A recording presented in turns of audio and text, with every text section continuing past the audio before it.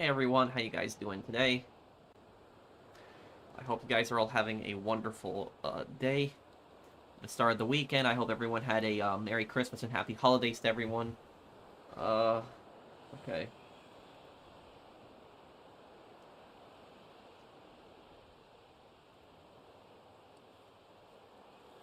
Okay, hello, hey everyone, how you guys doing today? We got a blizzard on Red Dead 2. Okay. Hey everyone.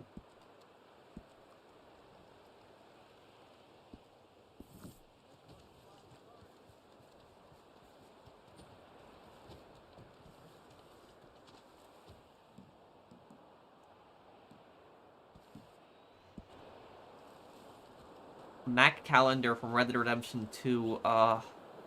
Which character was that one again? I can't remember that one. Did you have a good Christmas? I did. Did you, Toshia?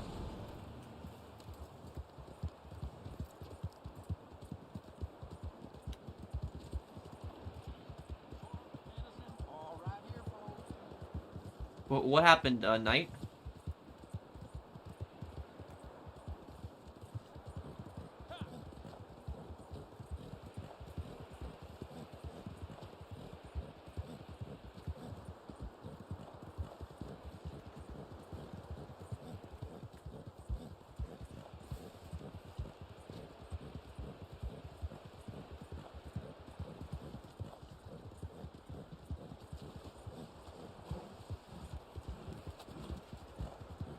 I got Crime Boss. It's a great game.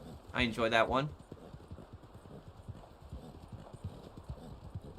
Well, I like playing this game. I still have fun with it. I know the developer stopped support, but I still enjoy the game, and I still like playing it. Deus Ex. Okay. Deus Ex. Okay. That's how you pronounce it.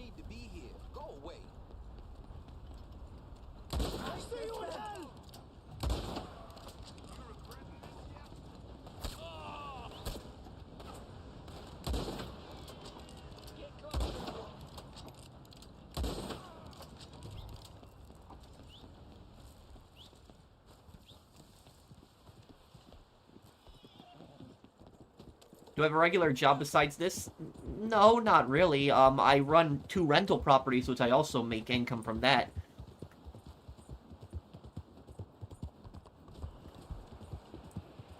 Yes, just started watching the live actions of Golden Kamuy. My favorite character is Lieutenant Tsurumi. Yeah, Golden Kamuy is my favorite anime. My favorite character in Golden Kamuy is Ogata, but Ogata is a bit of a psychopath also.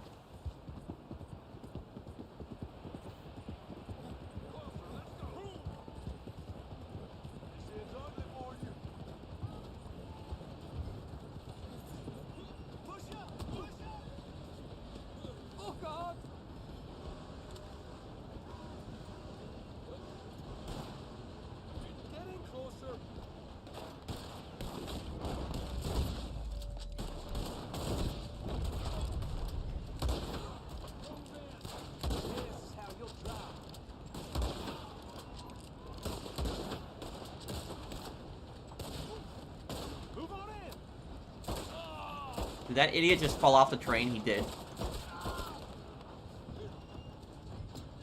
Hey, Patrick, good to see you, Slick. Hey, hey, Zay, how you doing, dude? Hey, Pro, hope you had an awesome Christmas.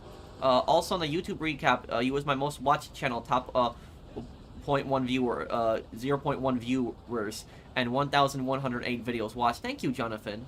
Thank you, dude. Thanks, that means a lot to me.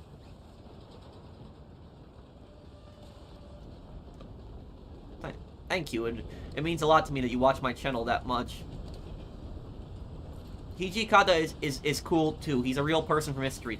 Yes, he is. About Hijikata, he led a revolt against the government. It was like a samurai revolt, but he had, I don't think they ever found his body. And that's, like, there's conspiracy theories that it's believed that he died in battle, but there's, like, conspiracy theories that he actually escaped.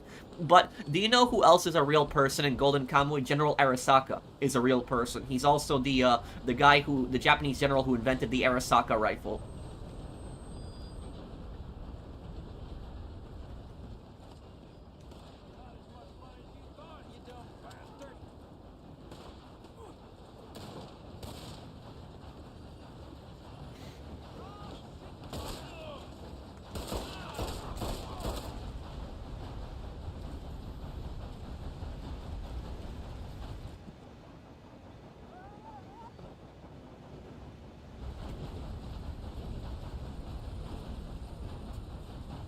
Might as well take this all the way to Ansburg. Hope you enjoyed your well-deserved break yesterday. Thank you, Far. When do you want to do Crime Boss? I want to come back to it. I don't know when, but I do want to come back to it. I forgot X is the accelerate button here. Okay.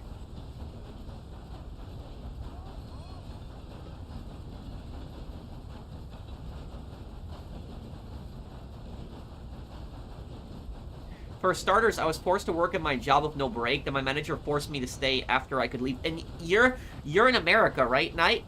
That is illegal in America. They cannot they can't make you work without taking a break. Every single state has different break laws, so it depends on the state, but virtually all 50 states have some form of break laws.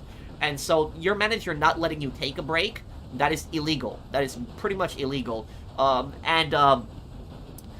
The only thing a manager can do is they can tell you what time to take the break. That's the only thing they can do. But they can't restrict you from actually taking the break. They can't do that. I would... What I would do if I was you, Knight, is I would look up the labor agency in your state. Because every single state has, like, a government labor agency that's, like, involved in, like, labor disputes and stuff like that. And I would basically look them up and see if you can get in contact with them. Because that is a clear labor violation, not letting somebody take a break. They can't do that. That's illegal. That's a clear labor violation. Hey, Anowak. Oh yeah, Pro, my real name is Isaiah. Oh, okay. What would you rather me call you? Zay or Isaiah? Is either one okay?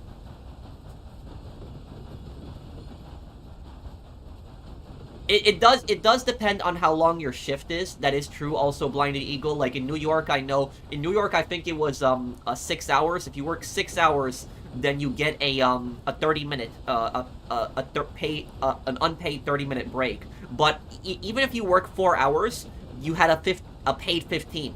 That's what it was.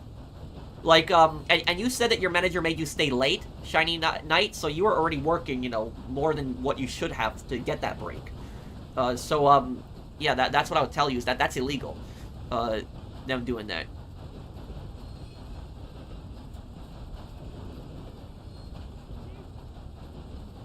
I'm gonna play the remaster, Knight. Yeah, I'll look into them, Adrian. Man, it's gonna take some time to get to Ansburg.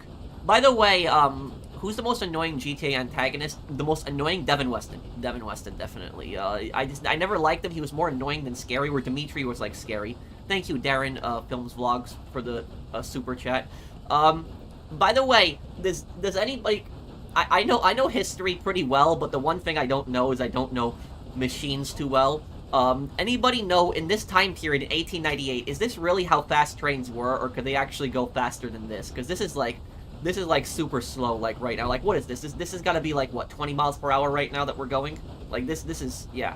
This is, like, 20 miles per hour. Were they really this slow back then? Like, I know they're not as fast as today, but, like, yeah, this, I don't know if they were actually meant to be faster than this. You can call me Isaiah. Okay, Zay.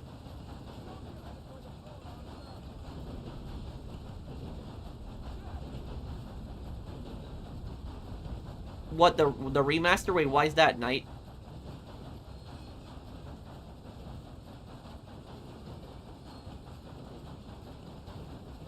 What do you think that in Bangladesh, Hindus are being killed by Islamist mobs and the Bangladeshi government keeps saying nothing is wrong? It's horrible, I've seen videos online of, like, Christians and Hindus, like, religious minorities, being attacked in Bangladesh. It's, like, really bad. It's really horrible what's going on over there, but if the government of Bangladesh is not going to do anything about that, then India should not recognize that government. Thank you, WRV, for sponsoring my channel for almost 3 years.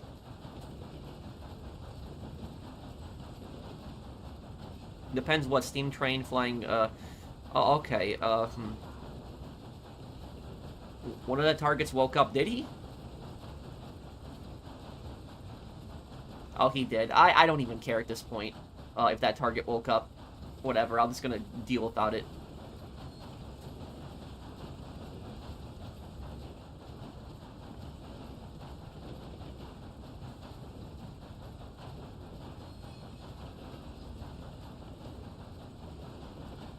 Do I find the definitive edition buggy? For the most part, no. There's the only glitch that I've really encountered in San Andreas, because I still play San Andreas Definitive Edition, and I was doing a charity live stream the other day on it. The only thing that I encountered, the only glitch I encountered during the Definitive Edition stream is that sometimes cars would be like sucked into the ground, but like part of the car will be sunk into the ground, but then like when you get next to it, it like pops back up. That was like the only glitch that I really encountered.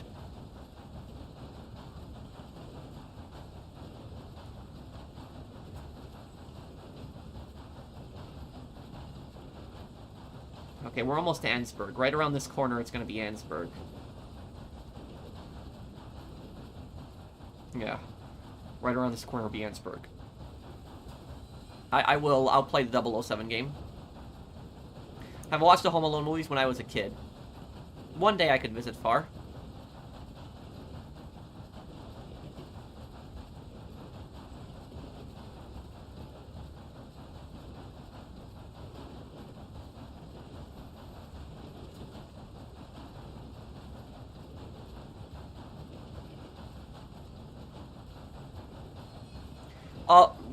Well, yes and no, Lone Wolf. Rockstar did give up on Red Dead Online, that is true, but it's still, people still play it. People still enjoy it. What made the train go slower? I don't know. This is how fast the trains are, but we're about to pull into, Ansburg right now. Seriously, that... Okay, that... I might have to go and actually get him. What is the worst mission in Hitman Blood Money, in your opinion? Like, you're talking about the hardest mission?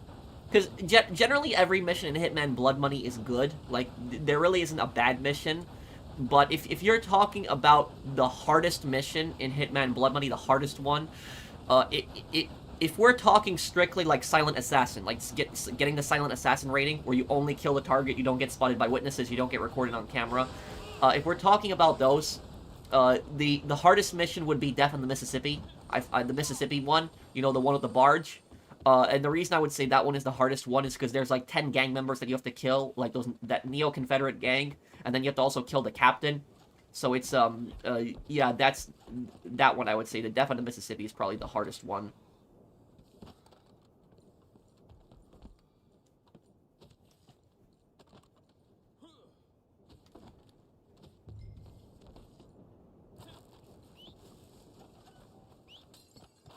The ship one, yep.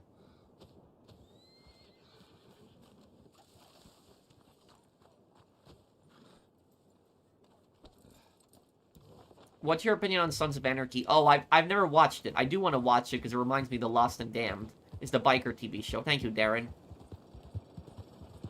I remember that one. A lot of the missions in the game are very memorable. Yeah, I think my favorite mission in Blood Money, probably the first Las Vegas mission. The first Las Vegas mission. I also like the Opera mission. That one I also really like too.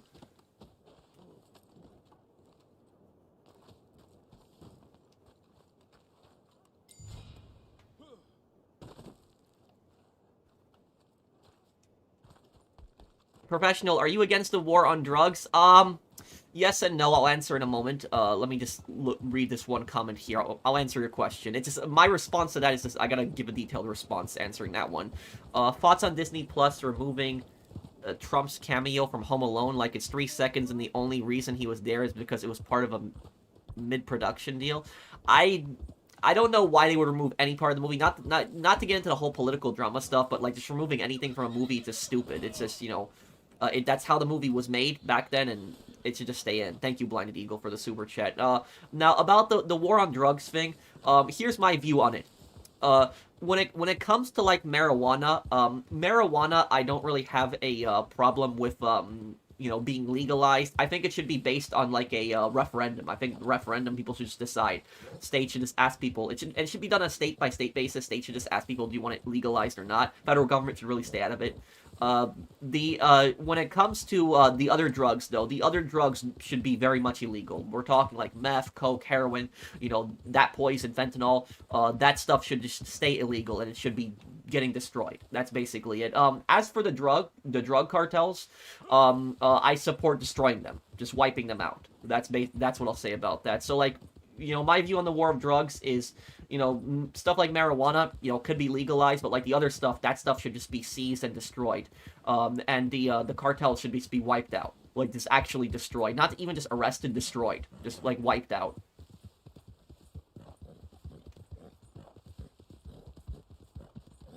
I'll take a look at it a little later tonight.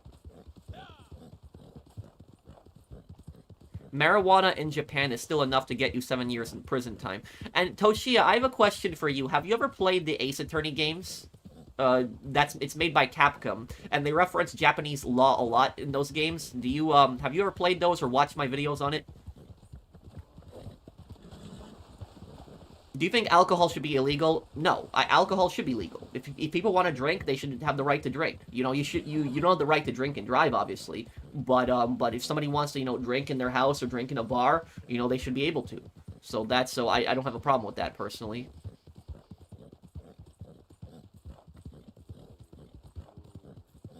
In Indonesia, smuggling marijuana can get you a death penalty. Yeah, that's true. That is it's also for other drugs as well. But the thing about that is it's not based on possession. It's based on intent to distribute. That's what it's based on. So like if somebody has like a certain amount of intent to distribute. But basically, Toshia, the Ace Attorney games, what they are is they're a parody off of Japan's legal system. That's pretty much what it is. It's like it's the developers making fun of just how, because all the ridiculous things that happen in that game, and the thing about that is that in the Ace Attorney games, you are primarily defending innocent people. You're defending people that are not guilty. There's only two cases in the Ace Attorney series where the person you're defending actually did the crime. Where everywhere else they are virtually most of the time innocent, and they're just in the wrong place, the wrong time, where they've been framed. Now, basically, have you noticed how in the Ace Attorney games that it's like everything is always stacked against you? Like everything is just like always stacked against you, even though your client is innocent, they didn't do anything wrong. Everything is just so difficult. Everything's always against you. Like there's always something ridiculous happens in court, and then another accusation gets thrown about, and it's like so hard to basically prove your client innocent. The reason for that is it's a parody off of Japan's legal system, because in Japan has like an insanely high conviction rate. Like Japan's conviction rate is 99%. 99%. That is insane. And in Japan, if you get arrested for a crime, you are almost certainly going to get convicted for that. You are going to. It's just going to happen. And some people look at that and they're like, oh, Japan has a 99% conviction rate. That's a good thing. No, it's not. Now, look, having a very low conviction rate is bad, but having a very high conviction rate is bad also. Having a really low conviction rate is bad because it shows you that criminals are not being punished. But having a very high conviction rate shows you that plenty of innocent people are also getting punished. So literally having a low and high conviction rate is very bad. You want to have a conviction rate that's basically somewhere in the middle of that. You don't want it to be insanely high, and you don't want it to be insanely low either. But innocent people get accused of crimes. And in Japan, when you get accused of a crime, you're pretty much, guilty. Guilty, and then you have to prove yourself innocent. Where in America, it's innocent until proven guilty. So that's the thing about Japan, is that Japan's legal system is very, very strict. Very, very hard. So you could basically be accused of something you didn't do, and you're almost certainly going to get punished for that.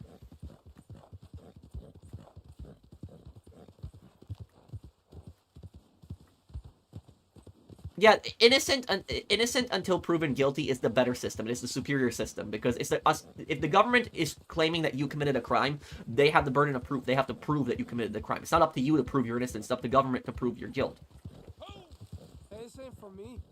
Yes, in Japan it It could be said it's the opposite concept of innocent until proven guilty. You know, the one thing I will give credit to Japan for is that Japan did a pretty good job at breaking up the Yakuza. Like, they really destroyed the Yakuza. They did a pretty good job at that. But the court system itself in Japan is like really rigged, and it's really stacked against people, especially if you're innocent. So that's another problem with that, and that's what a lot of people don't know about Ace Attorney. They don't know that, like, the Japanese developers that made Ace Attorney, they're basically parodying how broken the legal system is in Japan. That's the whole point. You got shy for brains.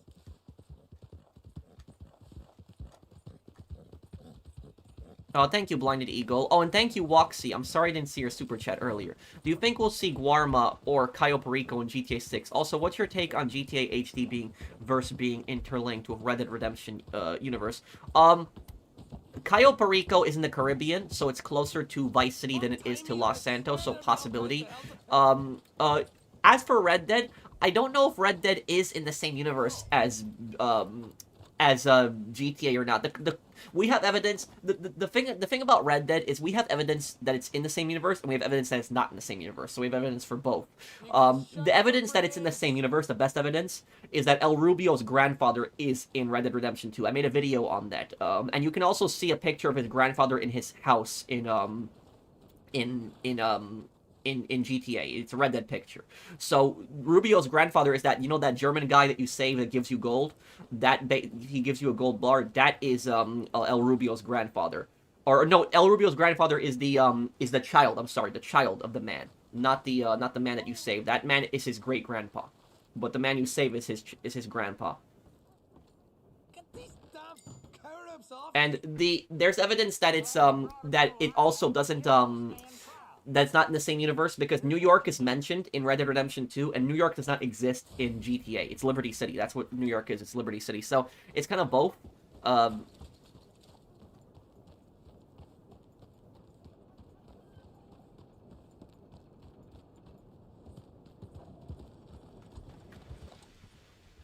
Usually, as well, police in Japan can hold you for a long time until you make a confession. I'm not sure if it's the same in America. No. In America, generally, the police can sometimes detain you temporarily if they're basically trying to figure out what's going on. Like, if a crime just happened, and the police, they don't know if you had something to do with it, they can temporarily detain you until they figure out what happened. If you're, like, at a crime scene, for example, the police can temporarily detain you until they figure out, you know, if you're, what's basically going on, but they cannot hold you, against your will. The police can't hold you unless you're being charged with a crime. The only time they can hold you is if you're being charged with a crime. So if you're not being charged with a crime, they really have no grounds to hold you. They can't. That's illegal. It's violating your constitutional rights. And also, in America, I don't know if it's like this in Japan, but in America, if you're being questioned by the police and you tell the police, I want a lawyer, they have to immediately stop questioning you, because that violates your Miranda rights. That's basically what that is. So they can't keep questioning you. If you say you want a lawyer, that's it. Lawyer. Hey, Pro, hopefully your Christmas went well, and also 2026 will go well for you. Is Ready or Not a good game? I'm gonna play that game. I wanted to give that game a chance also, King Will. Thank you for also being a member of my channel for a year. Do I drink? Yes and no. I don't drink regularly. I don't. If I'm gonna drink, though, I'm gonna have, like, a glass of red wine or champagne, like, you know, once or twice a month. This Christmas, though, for every Christmas, I do drink something. I don't get drunk, but I drink something on every Christmas. And this Christmas, what I did was I bought sake. The Japanese alcohol was the first time I tried it. And I had that basically, like 2 glasses of that for Christmas. That was basically that. So that was, I wanted to try that one. I never had that one before. It was okay. So I didn't really dislike it.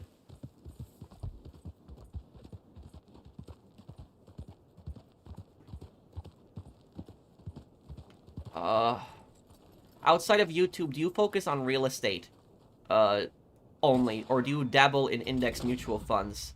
No, I don't do that mutual fund stuff. I just, you know, just focus on my rental properties. That's about it.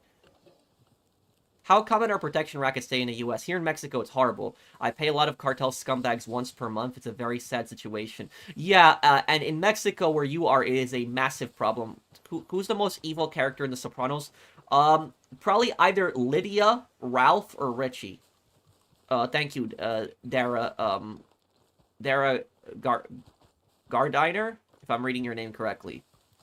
Thank you for the super chat. But about Mexico, yes, in Mexico, the protection rackets in Mexico are just something else. Like like we in America, we don't really have protection rackets anymore. I mean, I'm not saying they don't exist. They might exist on like small scale, but the people that get extorted for protection money in America are typically like small mom and pop shops. Typically those. So for the most part, it doesn't really happen. That's because it's because of RICO laws. RICO laws are very strict with the mafia, and also it's because of big business. Big business is almost impossible to basically extort. They can't. Now about the extortion in Mexico.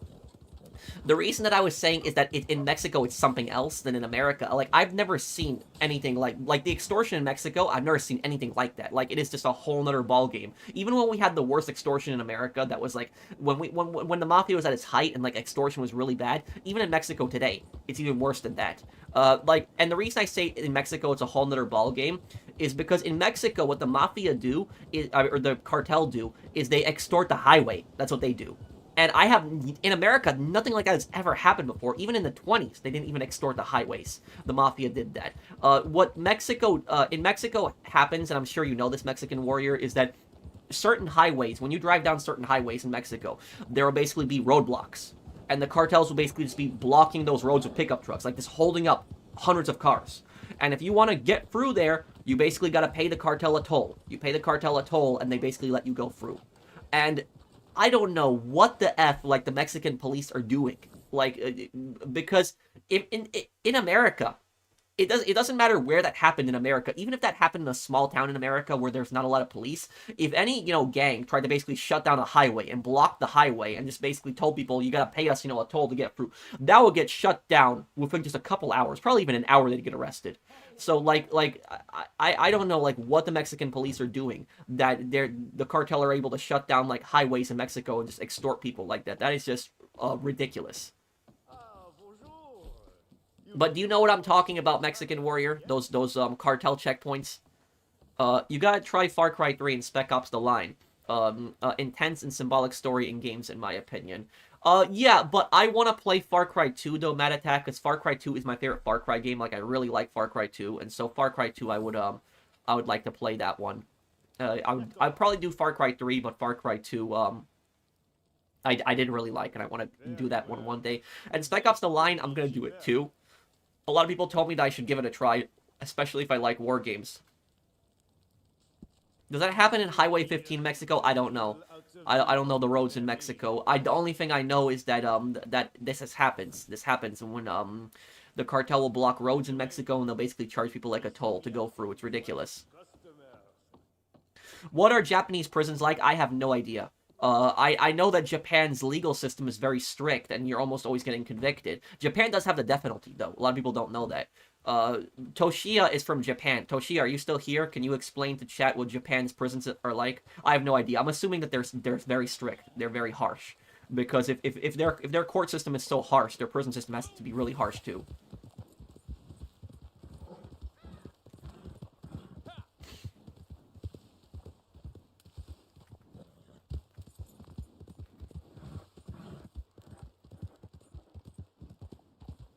Pro, do you know Viola Who Threatened Lance? Ace Attorney Investigations was also in the previous Ace Attorney game. Viola, are you talking about the girl who got who was like the mafia boss's daughter? Is that who you're talking about in Ace Attorney? Yes, I have heard of them, but the main problem I'm facing is that I pay once per month to those scumbags to be allowed to work, and that's horrible. And you should keep 100% of your money. You should not be paying anyone that. But it's unfortunate that the police in Mexico just are not doing their job. So I don't know what the solution is, because I'm assuming most people in your area probably don't call the police because they know the police aren't going to do anything about it. That's probably why. So or the police are probably in the pocket of the cartels. The cartels are probably paying them off. But it is disgusting. It is really disgusting, the corruption that's going on in Mexico. And I will say this is that if Mexico did not have all of these cartels, because these cartels are parasites, that's what they are, they're parasites. If Mexico did not have these cartel parasites, Mexico would be just as much of a rich country as Canada. Like, it would just have the same living standards as Canada, basically. So, like, if it's, like, the corruption in Mexico is just, like, holding the country back just so much.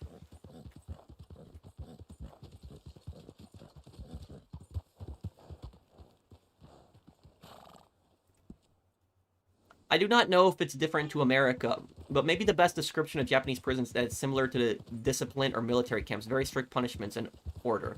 Oh, okay, Toshia.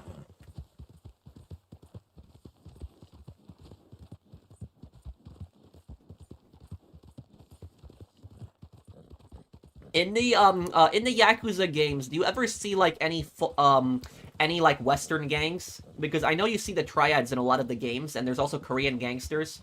But are there do you ever see like any Western gangs in the Yakuza games? Because I've seen the triads in two of the Yakuza games so far, but I'm really curious if there's any Western gangs in the other games. What's the difference between a mafia and a cartel? A cartel is just a criminal organization that focuses primarily on drugs.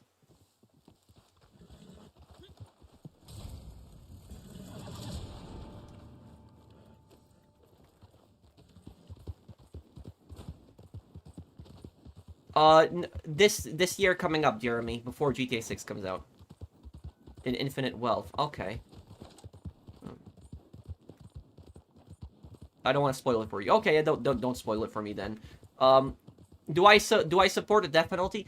Yeah, I think it should be up to the victims. I think the victims should be able to decide whether they want to pursue the death penalty, or the victim's family should be able to decide if they want to pursue the death penalty or not. Wait, what, April? What do you make of the Fallout TV show? I really liked Season 1. I haven't watched Season 2 yet, so there's been 2 episodes.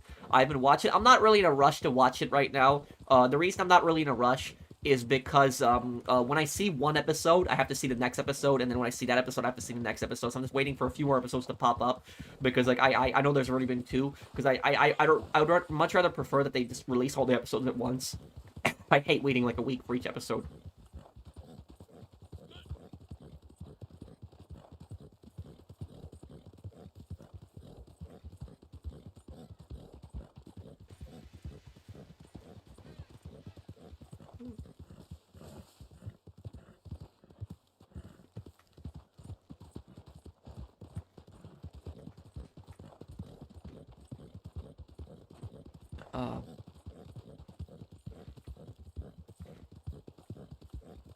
What do you make of a Fallout TV show? Oh, and thank you, American Loyalist, for the super chat. Yep. What's your opinion on people who believe race, ethnicity, or race is a reason crimes are committed? It's stupid. Race has nothing to do with crimes being committed. The 2 big factors that determine whether somebody is going to possibly become a criminal later in life, it is parenting and also poverty. If somebody is poor, they are much more likely to be a criminal than somebody that has, more money. And the reason for that is because they're poor. They don't have a lot of opportunity. That's not an excuse for committing crime, obviously. And also, if somebody does not have both parents, like if somebody does not have like a father in their life, they're much more likely to be a criminal later. Doesn't always mean the truth. Plenty of people grow up without fathers and they're fine people, but usually when you have like a father figure in your life, usually you are not gonna fall into that crowd. So, and if you look at a lot of people that commit crimes, usually they have abusive parents or they don't have one parent. That's usually how it goes. So just look at the criminals, just look at what their parents were like, and that basically just shows you the environment that they grew up in. Mental state may be part of it too, but mental state is also influenced by your upbringing. This ain't no wagon train. Get the hell out. What the hell are you doing here? Get out of here. Or hanging out with the wrong crowd, yeah. You leave. Wash off the war paint now. Hope you're ready to die.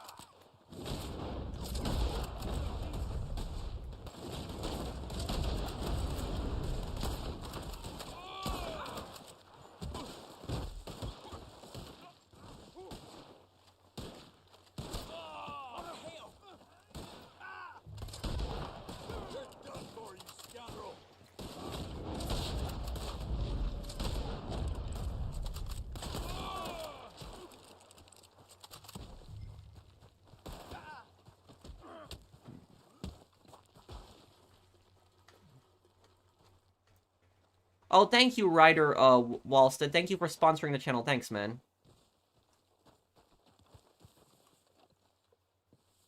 Did you know that Noriega also provided dozens of Panamanian passports to Cuba to be used by their foreign intelligence service? I know that. I talked about that in my Black Ops 2 video. I didn't talk about that specifically, but that Noriega basically played both sides and he sold a lot of information to Cuba also.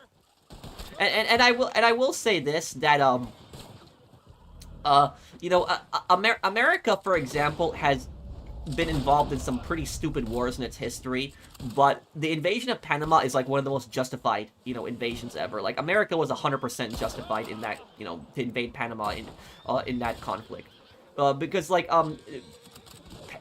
Panama was like a direct threat to America. They were causing like a lot of problems, and what people don't know is that Panama declared war on America first. So America didn't declare war on Panama randomly. Panama actually declared war on America first. And you gotta think, what kind of stupid dictator would declare war on America when literally America has military bases in Panama? So America had like 40,000 Americans living in Panama during the dictatorship, and they had military bases inside Panama, and the stupid dictator decided to declare war on America. Like, what a complete dumbass, excuse my language. Like, what an idiot.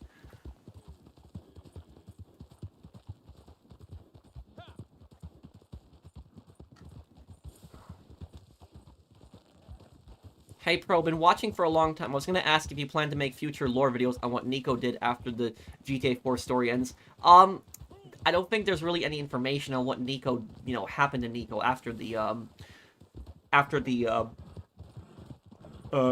main story. But what I do want to do is I want to do a lore video talking about Nico's past before GTA 4. That one I would be interested in doing, SP.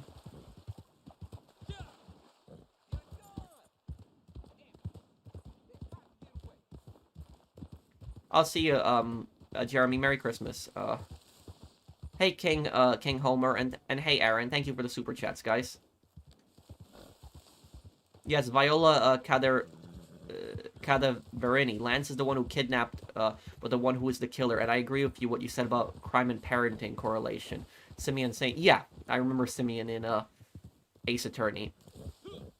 Why was the Japanese invasion of Pearl Harbor? Well, it wasn't really an invasion. It was more of an attack.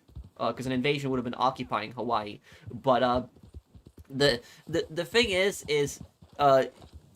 in that exact same year, in 1941, you had the two stupidest military decisions in human history made in that exact same year. The first one was Germany invading the Soviet Union in Operation Barbarossa, June 1941.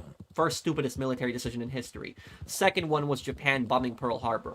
And what Japan basically was hoping to accomplish with bombing Pearl Harbor is that the United States actually had a very friendly business relationship with Japan before the Sino-Japanese War. So like, even up until like the 20s and early 30s, America had actually a pretty friendly relationship with Japan. A lot of American businessmen actually traveled to Japan, and Japanese businessmen would travel to America. So America and Japan actually had a pretty good relationship until the early 30s, and that was going back until like the 1860s, and it was going back with Commodore Perry. Commodore Perry, who was like the first American, traveler to Japan, and he basically opened up the ports in Japan, and he, increased trade between America and Japan. Japan's GDP rose by, I think, like 10% under him. There's actually statues to Perry, Commodore Perry in Japan today.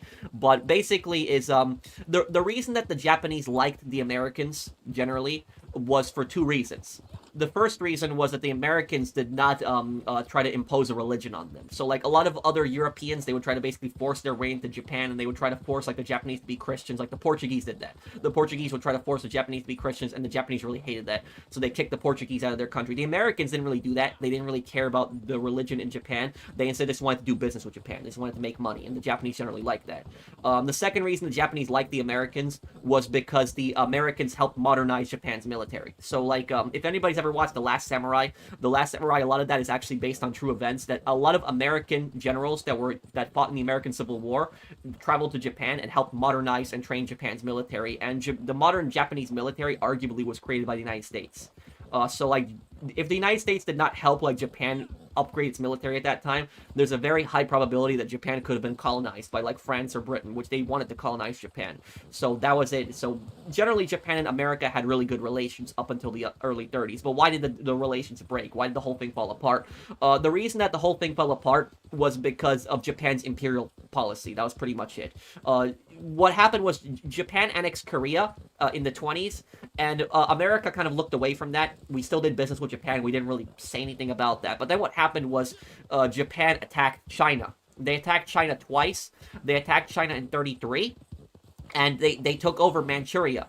And when Japan invaded Manchuria, they killed a lot of people. And the U.S. was really pissed at Japan because the U.S. was also trading with Japan at the same time, trading with China. So the U.S. was trading a lot with China, and the U.S. was pissed that Japan was attacking China. Now what happened is 4 years later, Japan invaded the rest of China in 1937. And during that was even more brutal than the previous war. The Japanese were committing genocide in China. Like, they were just mass murdering people, burying people alive. It was disgusting. There's actually a video that you can see online of Japanese soldiers burying Chinese civilians alive. It's really, really disgusting. Women in China would basically get taken as sex slaves. It was really, what Japan did in China was brutal. Like, beheadings, absolutely horrible. And a lot of American businessmen that were in China witnessed that crap happening, and they reported this stuff back to the U.S. The American media started running it. People saw basically what happened in China. They were horrified with that, and then the American government had basically told Japan, pull out of China, right now. If you don't pull out of China, we're going to cut your fuel off. And Japan refused to pull out of China. Now, at that point, America, 90% of Japan's gasoline that it was getting came from America during the Chinese invasion. So, like, America was trading a lot with Japan, and they were Japan's #1 gasoline exporter. When Japan kept killing people in China and refused to basically pull out of China, the U.S. cut off Japan's fuel. So now Japan basically lost 90% of its fuel, and Japan had to find new places to get its fuel. Now, what Japan wanted is the fuel in the Dutch East Indies, like where Indonesia is, like right around that area. So the Japanese were planning on taking that, but that was a colony of the Netherlands. And they knew that attacking the Netherlands would also probably bring the U.S. into the war. So Japan, basically what they did was they were hoping that they could knock America out of the war, that America would be able to respond. Because when Japan fought Russia in the Russo-Japan War in 1904 and 1905, Japan wiped out Russia's fleet at Tsushima, and they completely decimated them. And when they wiped out Russia's fleet, Russia did not have the industrial capability to build another fleet like that. They didn't. Like, Russia was not an industrial power at that time, and so Russia did not have the resources to keep fighting against Japan. And Japan was able to knock Russia out of that war pretty quickly. And that was what Japan was hoping to accomplish with Pearl Harbor, is they were hoping that, if we strike Pearl Harbor, if we just attack the American Navy, like, really badly, if we hurt them, like, really badly right now, they will not be able to respond. They will not be able to, send build up a navy, and we'll be able to take over, Indonesia, take over all these territories, and get the oil in the area. And they were hoping that America would come to some peace negotiation, some kind of peace settlement. But what Japan underestimated two things. They underestimated, one, America's resolve. They underestimated America's industrial capability too. Like, they thought that America would just honestly take that. Like, they thought that America would just accept that. And also, one of the reasons that the Russians did not want to fight the Russo-Japan War is because it was fighting over territories in Asia. That's why most Russian soldiers didn't want to fight the Russo-Japan War. The reason that most Americans wanted to fight in World War II was because literally Japan attacked, Hawaii. They attacked America directly, and they had attacked the American fleet. But there was a lot of ships that were actually not in Hawaii at the time, and then America basically got pissed and then joined into World War II, and you pretty much know the rest. But that was basically what Japan's deal was with Pearl Harbor. They were hoping that they would knock America out of the war really quickly, and then America would negotiate with them, and it didn't work out like that. And the thing is, a lot of Americans were really pissed at Japan, and for good reason, because, like I said, is that America helped Japan a lot. Like, they really helped Japan. Like, especially helping to modernize Japan's military. And so, like, imagine that, you help, like, this country, like, build up its military. You help this country, like, revolutionize its military. And what does that country do? Later on, it just attacks you and bombs you. So, like, anybody would be pissed. Anybody would basically feel betrayed at that situation at that point. Oh, let me see here. I missed a bunch of comments. Do I know a guy who plays Gus was in Far Cry game? Are you talking about the guy who plays as Gus in Breaking Bad? I know he's in Far Cry 6. Thank you, Aaron.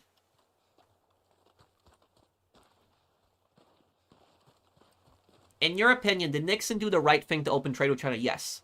Now, the reason Nixon was right on that was because China and the Soviet Union were enemies.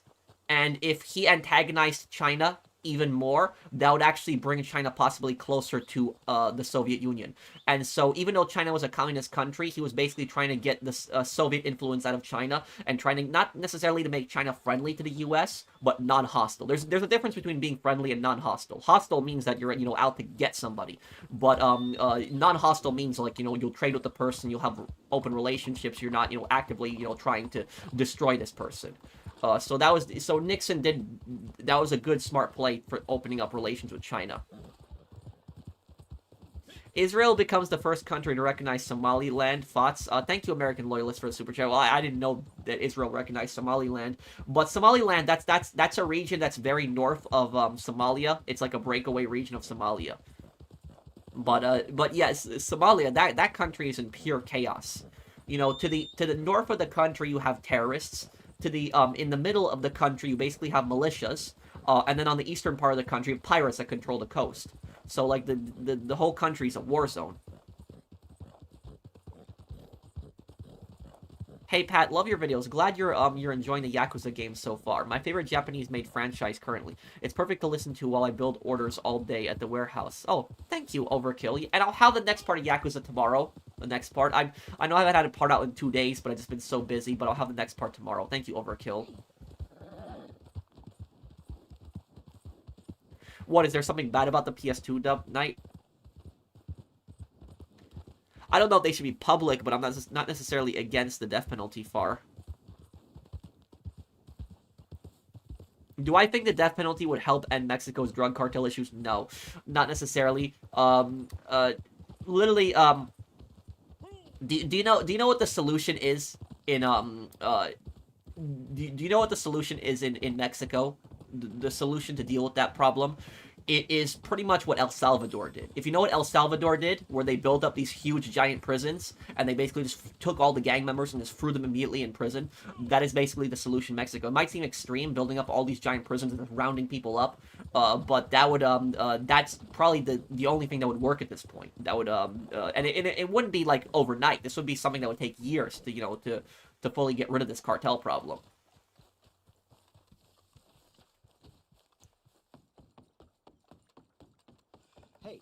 I could certainly use your assistance again. Hey, Professional, I've been enjoying your Yakuza series. I've been enjoying them. Can't wait to see you play all the Yakuza games and Judgment. Thank you, Mitchell. Thank you, dude. Thanks for that. Thank you, and thank you for sponsoring my channel for a month. Time to go over this with you.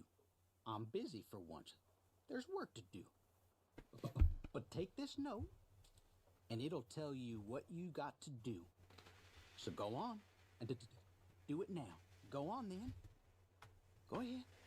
Hey, Pro, I have a problem. So I found a job, I found a job where I would earn a lot by basically doing the same thing I do now. But my mother is throwing tantrums every time her stability is ruined. What should I do? What do you mean? Stability is ruined? Wait, what? I'm confused. What? Can you explain a little bit more?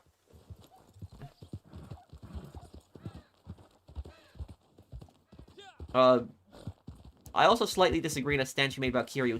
He's not too honorable to be Yakuza. The Yakuza became too dishonorable for Kiryu. Well, the Yakuza by default are just dishonorable. And so the thing is sometimes it's hard for me to believe that Kiryu is a Yakuza member because he's so nice. That's the thing about him. He's like a very honorable, nice person. He doesn't tolerate BS, obviously, but he's like he's not like a scammer. He's not even like, he's not planning like anything nefarious ever. So like for me it's just hard to accept that Kiryu is even a Yakuza member. Like, that's the thing is, it's like Kiryu is just too nice of a guy to be in a Yakuza.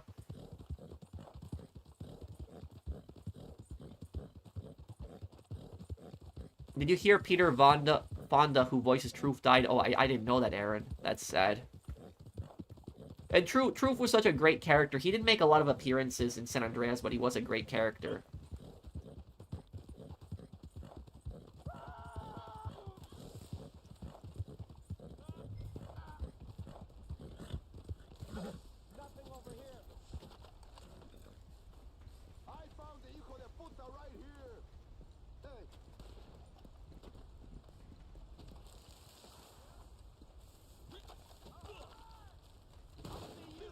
You can comment on me on under my tweet on Twitter if you want to send me something longer. Yakuza have done really good things in the past, but overall they're bad people, so I don't think they were ever honorable. Yeah. And I mean in America in America, in my country, you know, we have the same thing with the Mafia. The Mafia is our version of the Yakuza basically in America, but the Mafia, there have been good things the Mafia have done, definitely. But they've done way more, you know, worse things than good things. Definitely way more worse things. Uh the the one good thing that I can think of that the Mafia did do is that Al Capone, for example, what he did was he built a soup kitchen that gave, you know, homeless people free food during the Great Depression. He did that. Now, why Al Capone did that, we don't know. Some people say he did it out of the kindness of his heart. Other people say he did it because he was trying to get the poor on his side. Probably a combination of both. He probably wanted the poor on his side, but also, I think he did, to a degree, want to help people, even though he was not a good man himself. Uh, but what I think Al Capone's greatest accomplishment is not even the soup kitchens. It's probably the expiration dates, because what happened was Al Capone had drank milk once, and I'm trying to remember who it was. I think, was it him or his son? It was either him or someone in his family drank milk, and the milk was expired, and they got sick.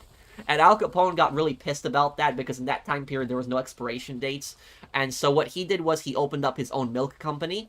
And with his own milk company, he put expiration dates on his milk. And he was like he's the first person in history to actually put expiration dates on milk. And what he did also is in his milk company did not make a profit. So it was mainly like a front for his other illegal activities, but his milk company did not make money. He sold the milk for whatever he bottled it for, so he made no money from it. So he basically would create milk, sell milk for no profit that had expiration dates on it. It was his daughter, I believe. Okay, yeah. So Al Capone did do some good things, but at the end of the day is that, you know, the Mafia still did, you know, more bad things than good things.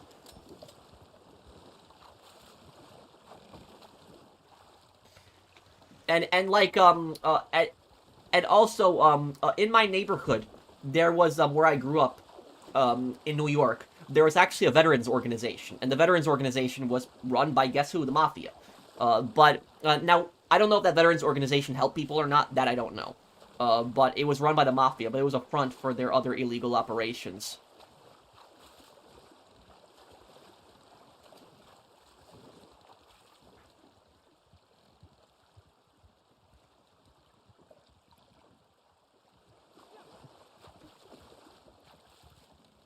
Have you ever heard of John Kiriakou, the whistleblower on the CIA black sites? Let me look up a picture of him. If I've seen a picture of him, I'll probably recognize him. I mostly recognize people by their faces instead of their names.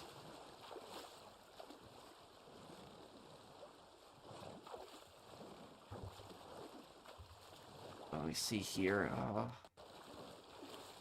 Oh, this guy, yeah, this guy, I've seen his videos before. I know the guy that you're talking about, this CIA agent. Yeah, so about him, I've seen some of his videos before.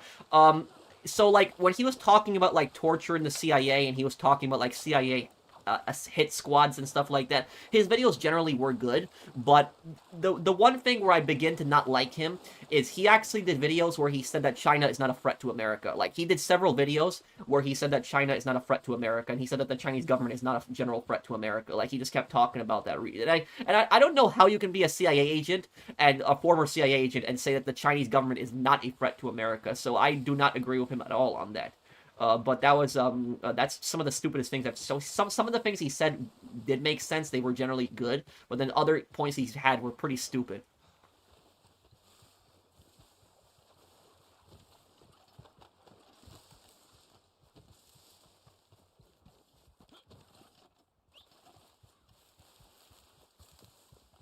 Yeah, and then the thing is, China is a threat to virtually every country. I mean, you live in Japan, Toshia, so you know exactly what I'm talking about. China constantly threatens your country. China causes problems for South Korea. China causes problems for Taiwan. China causes problems for Mongolia. China even causes problems for Russia. So like, and they're supposed to be close. So like it's literally is like every single virtually and also India. How can I forget India? China's caused India so many problems too. So it's like literally it's China has created problems with literally every single country.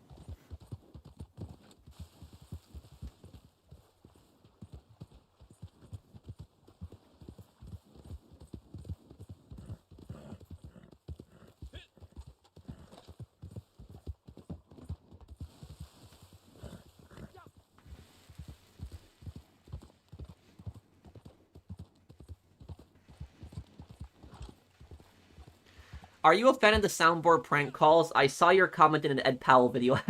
Yeah, about those videos sometimes are really funny to listen to. Like, yeah. Oh, this is Officer Ed Powell here, calling from the Cleveland Police Department. That was it's a for people that don't know what that is. It's a soundboard. It's a soundboard prank call.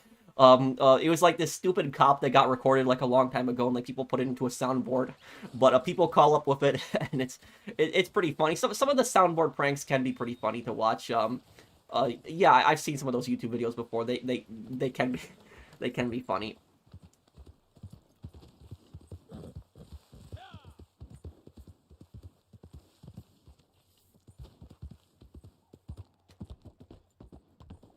His rationale on China makes no sense to me either, but the fact that he was in jail for whistleblowing an illegal program is still baffling. Yeah, and the CIA and the government will basically try to put anybody in prison for, whistleblowing against them. I mean, if you look at look at Edward Snowden, for example. Like Edward Snowden is an American hero. He leaked the NSA basically just spying on millions of Americans, violating their Fourth Amendment rights. It's an invasion of privacy, and I don't think Snowden did anything wrong. I think he was perfectly within his right to basically leak everything that he did.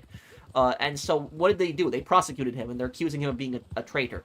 So that's so they'll ruin anybody's life.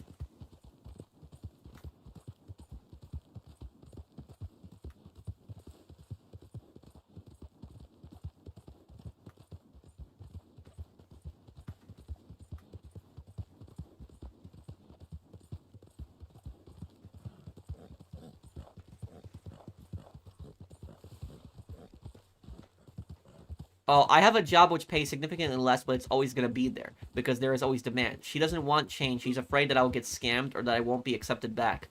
Um, well, less Kif. Here's what I'll tell you about that. Do whatever your heart pushes you to do. If there's another job out there and your job is paying you more money, then I don't see why you shouldn't take it. If you do think that it's like a scam, if you think that like you possibly could get fired, like it's like your mom only wants what's best for you, but you are the one who has experience in that job. You've worked at that job before, and look at that company and just basically think: is my mom right? Is this place gonna scam me? Is this place gonna fire me? If you generally don't think that the place is gonna scam you, if you don't think that the place is gonna fire you, then I would apply there. But that's ultimately it. Is that you are the one who is working there. You have experience with those companies. You know how those jobs work. And if you think it's a legitimate company and you're going to pay more for the same work, I don't see why not. I mean, at the end of the day, you're doing what's best for you. What's best for your paycheck.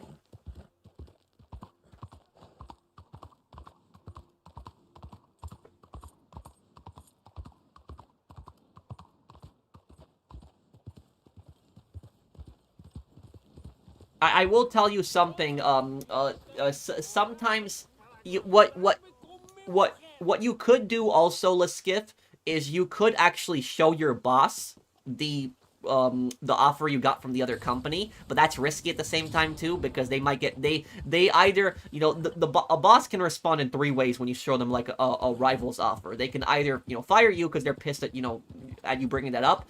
They can basically just say no, or they can match it, which is the best case scenario.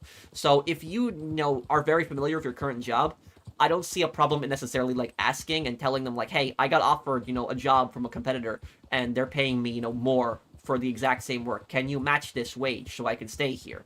And if you are a good employee, like a lot of companies don't want to lose that employee, so you might be able to stay at your current job but actually get an increase. That you could also do also. But at the same time you can't just be waiting for that, because when I worked in retail, right?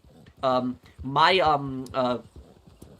supervisor, one of my supervisors that I worked in retail with, he got offered a job at a competitor's store, and the job that he got offered at the competitor store was like $2 or $3 more an hour, which, you know, for a lot of jobs, not that much of an increase, but in retail, that is a huge increase. If you're working in retail and you find another job that's like, you know, paying $2 or $3 more an hour, that's generally for the exact same job. That is a huge difference in retail pay, at least. And so my coworker, he basically talked to his boss, and he told his boss, here, we this company's, competitor is offering me, $3 increase per hour if I go work for them. Can you do something? And the boss is like, oh yeah, let me match your wage. I'll call corporate. We'll try to take care of this so we don't lose you as a worker. And what happened was the boss just kept saying, oh, corporate has to get back to me. Corporate has to get back to me. Weeks went by, and then he said, corporate said we're not going to match the wage. And then what happened was the other place got filled, and he lost the position either way.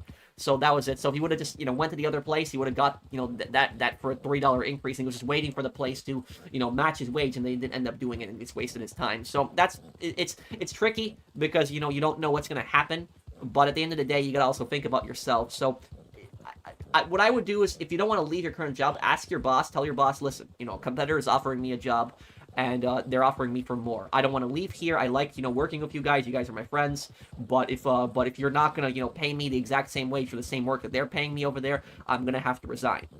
You can say something like that, for example. And chances are they might increase your pay. Maybe not. You're gonna have to see. And if they don't, you could always apply to the other place. But do what your heart tells you to. What you think your heart is basically telling you.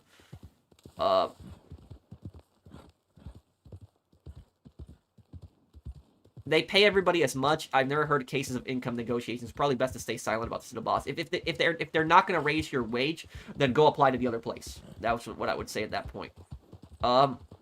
About the conversation we had the other day. I don't want to drag it. I meant to say weapons. I'm not anti-gun. I would feel safe in the place you said. But taking weapons forces people to get creative. The way that I personally see it is, I don't think that taking guns away from people is going to stop violence. I don't. Now, countries that have more strict gun control, you might have maybe less shootings, sure, but I don't necessarily think that makes the country safer, because the way that a lot of people look at these things is they automatically think that a gun death is worse than a stabbing death, which to me, a murder is a murder. Regardless of what the weapon that they used for it. So I don't know why, but the media, a lot of times, they basically act like a gun murder is worse than any other murder. So if somebody gets stabbed to death, they act like a gun murder is worse than somebody getting stabbed to death, when a murder is a murder. So that's what I'll say about that, is they think like a gun death is the absolute worst thing ever, when in reality there's murders with plenty of other weapons that are happening at the same time too. So I don't think that it's necessarily a gun problem. I think that it is a mental health problem, and I think that it is I think it's just bad people that are the cause of these things happening. And I don't think these people would be stopped if they didn't have guns. So I don't agree with that person. I mean, you had a terrorist attack in France where a guy took a truck, and I think he killed close to 100 people with a truck. So that was from a vehicle. So I don't think that gun control is going to stop these situations from happening. I think all it's going to do is it's going to punish good law-abiding people and piss them off.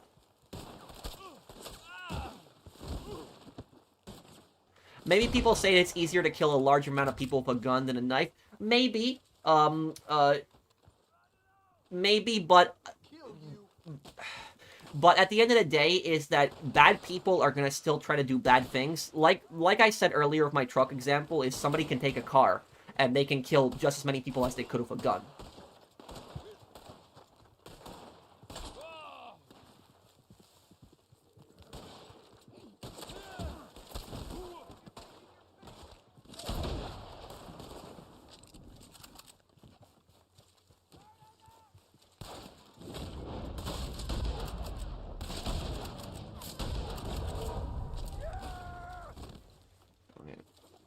UK bans pepper spray for self-defense. That I know it's stupid. That's just stupid. Would you agree if I said that you hate Jane Fonda because of what she did in the Vietnam War? Oh, 100%. Like, I don't just hate her.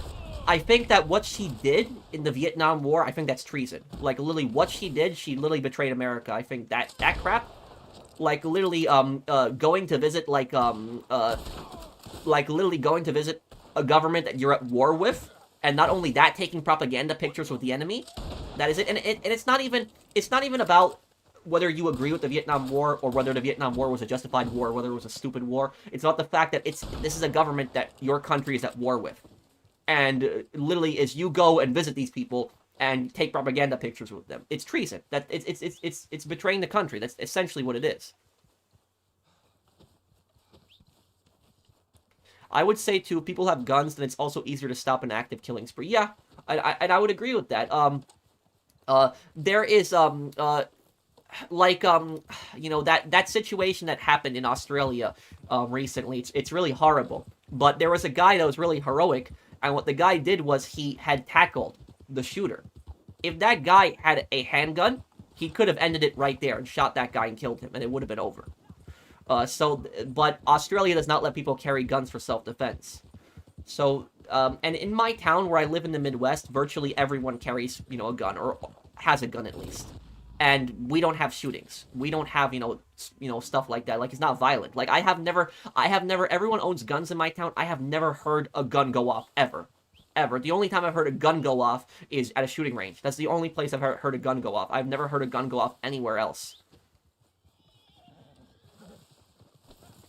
I think the people that like say that America is like this horrible, violent place where there's like shootings around the clock. I don't think these people have ever visited America. I don't think they really understand anything about America. I think they just listen to whatever the media tells them to. I think they listen to a lot of this anti-American propaganda. That's personally what I think about it.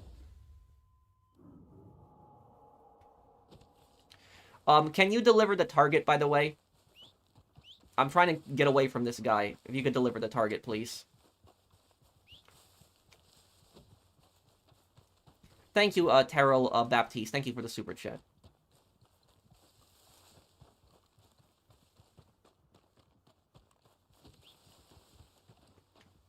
Here in Canada,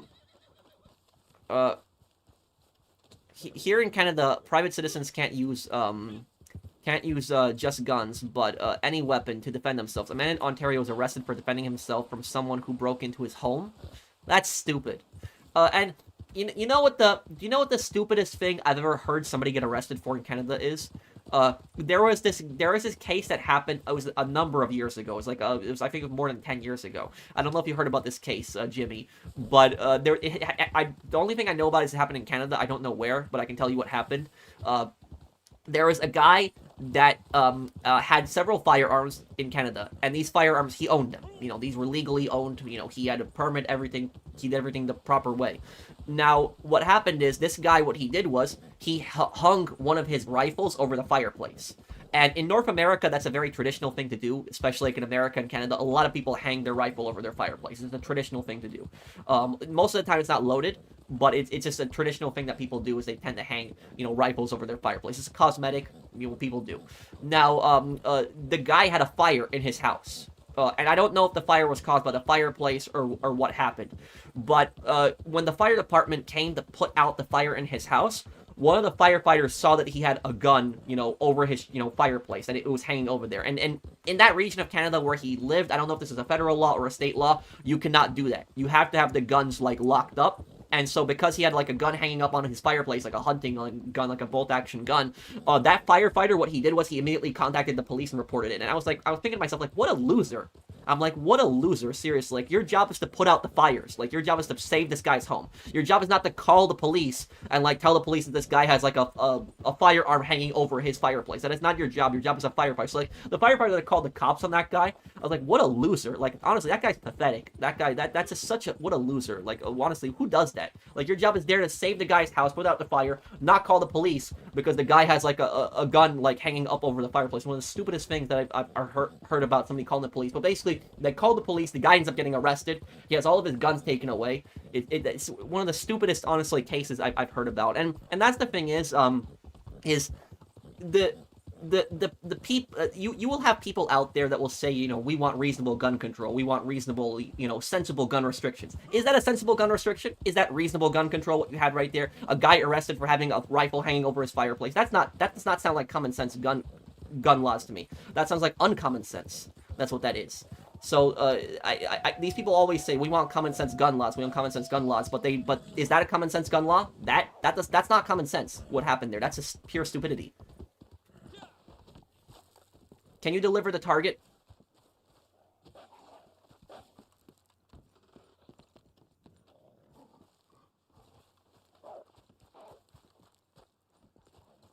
Did you know Robert Loggia, who voiced Ray from GTA 3, was in Sopranos and Scarface? Oh yeah, yes, he played a speech in Sopranos. Yes, I remember him, Aaron.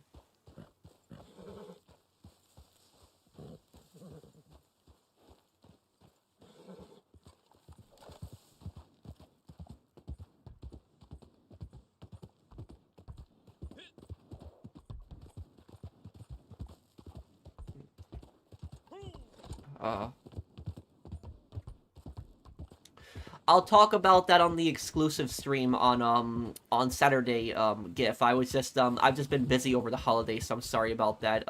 Thank you for the super chat. Thoughts on the Waco siege? The ATF handled that poorly. That was a disaster. That was that. There's a mission in Siphon Filter 3 that's based on it, actually.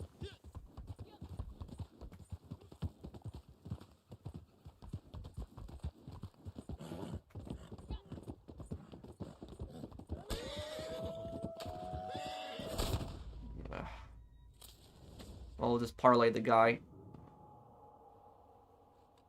No, the snow sometimes blows more.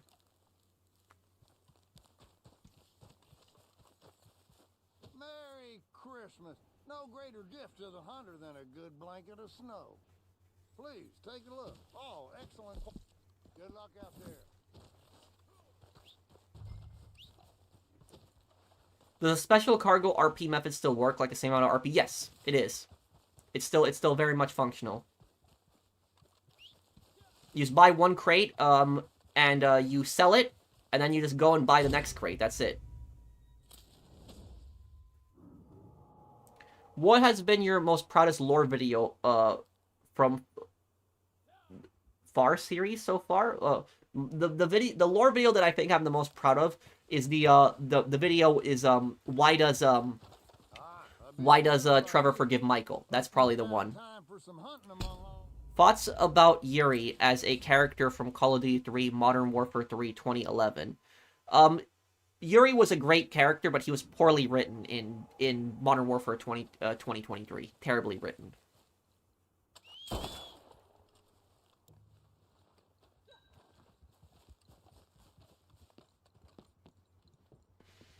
Thank you, Terrible Baptiste. And thank you, Mr. Negative, for the super chat. And thank you, Mathis, also, if I'm reading your name correctly. Thank you. A dog walker got stabbed to death in the UK? Oh my god.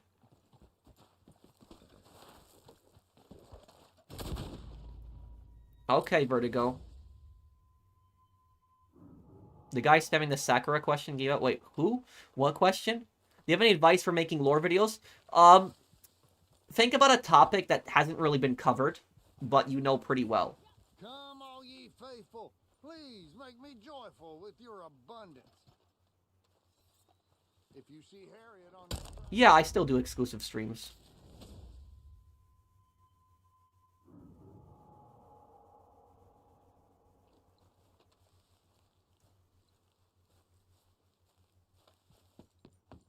Hello there, and welcome. What about Norway, Vertigo? Just a bunch of losers, TY. Nothing better to do, just follow me around and kill me. And they're using explosive rounds, so that shows that they're the biggest losers. Pro, you had a good Christmas? I did. Did you, dude?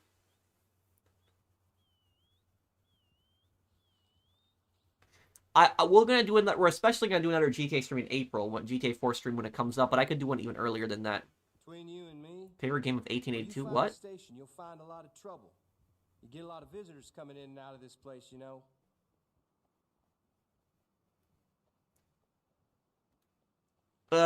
Norway was invaded by Nazi Germany. That was like April 1940 when that happened, and it was the Germans thought that the British were actually going to take control of what was it, Norway's ports, and they also wanted Norway's I think it was steel. They needed Norway's industry. I'm here if you need a bit of help.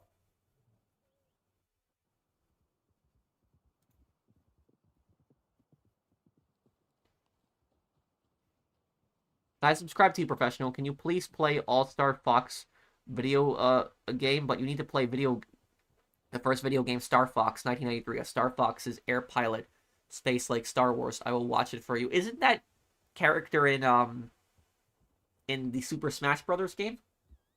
Or am I thinking of something else? Some new faces through here.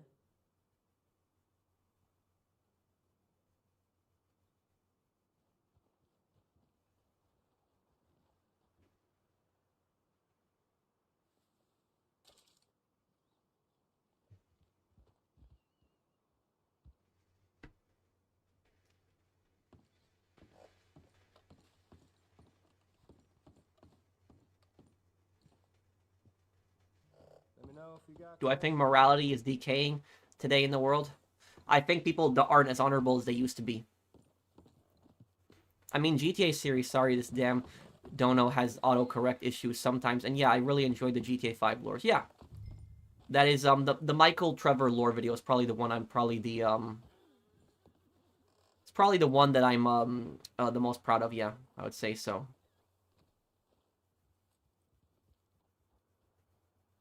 This channel has some great GTA Online videos. Thank you, dude. And thank you, Mr. Negative, for that super chat. Do I like clubs? What? I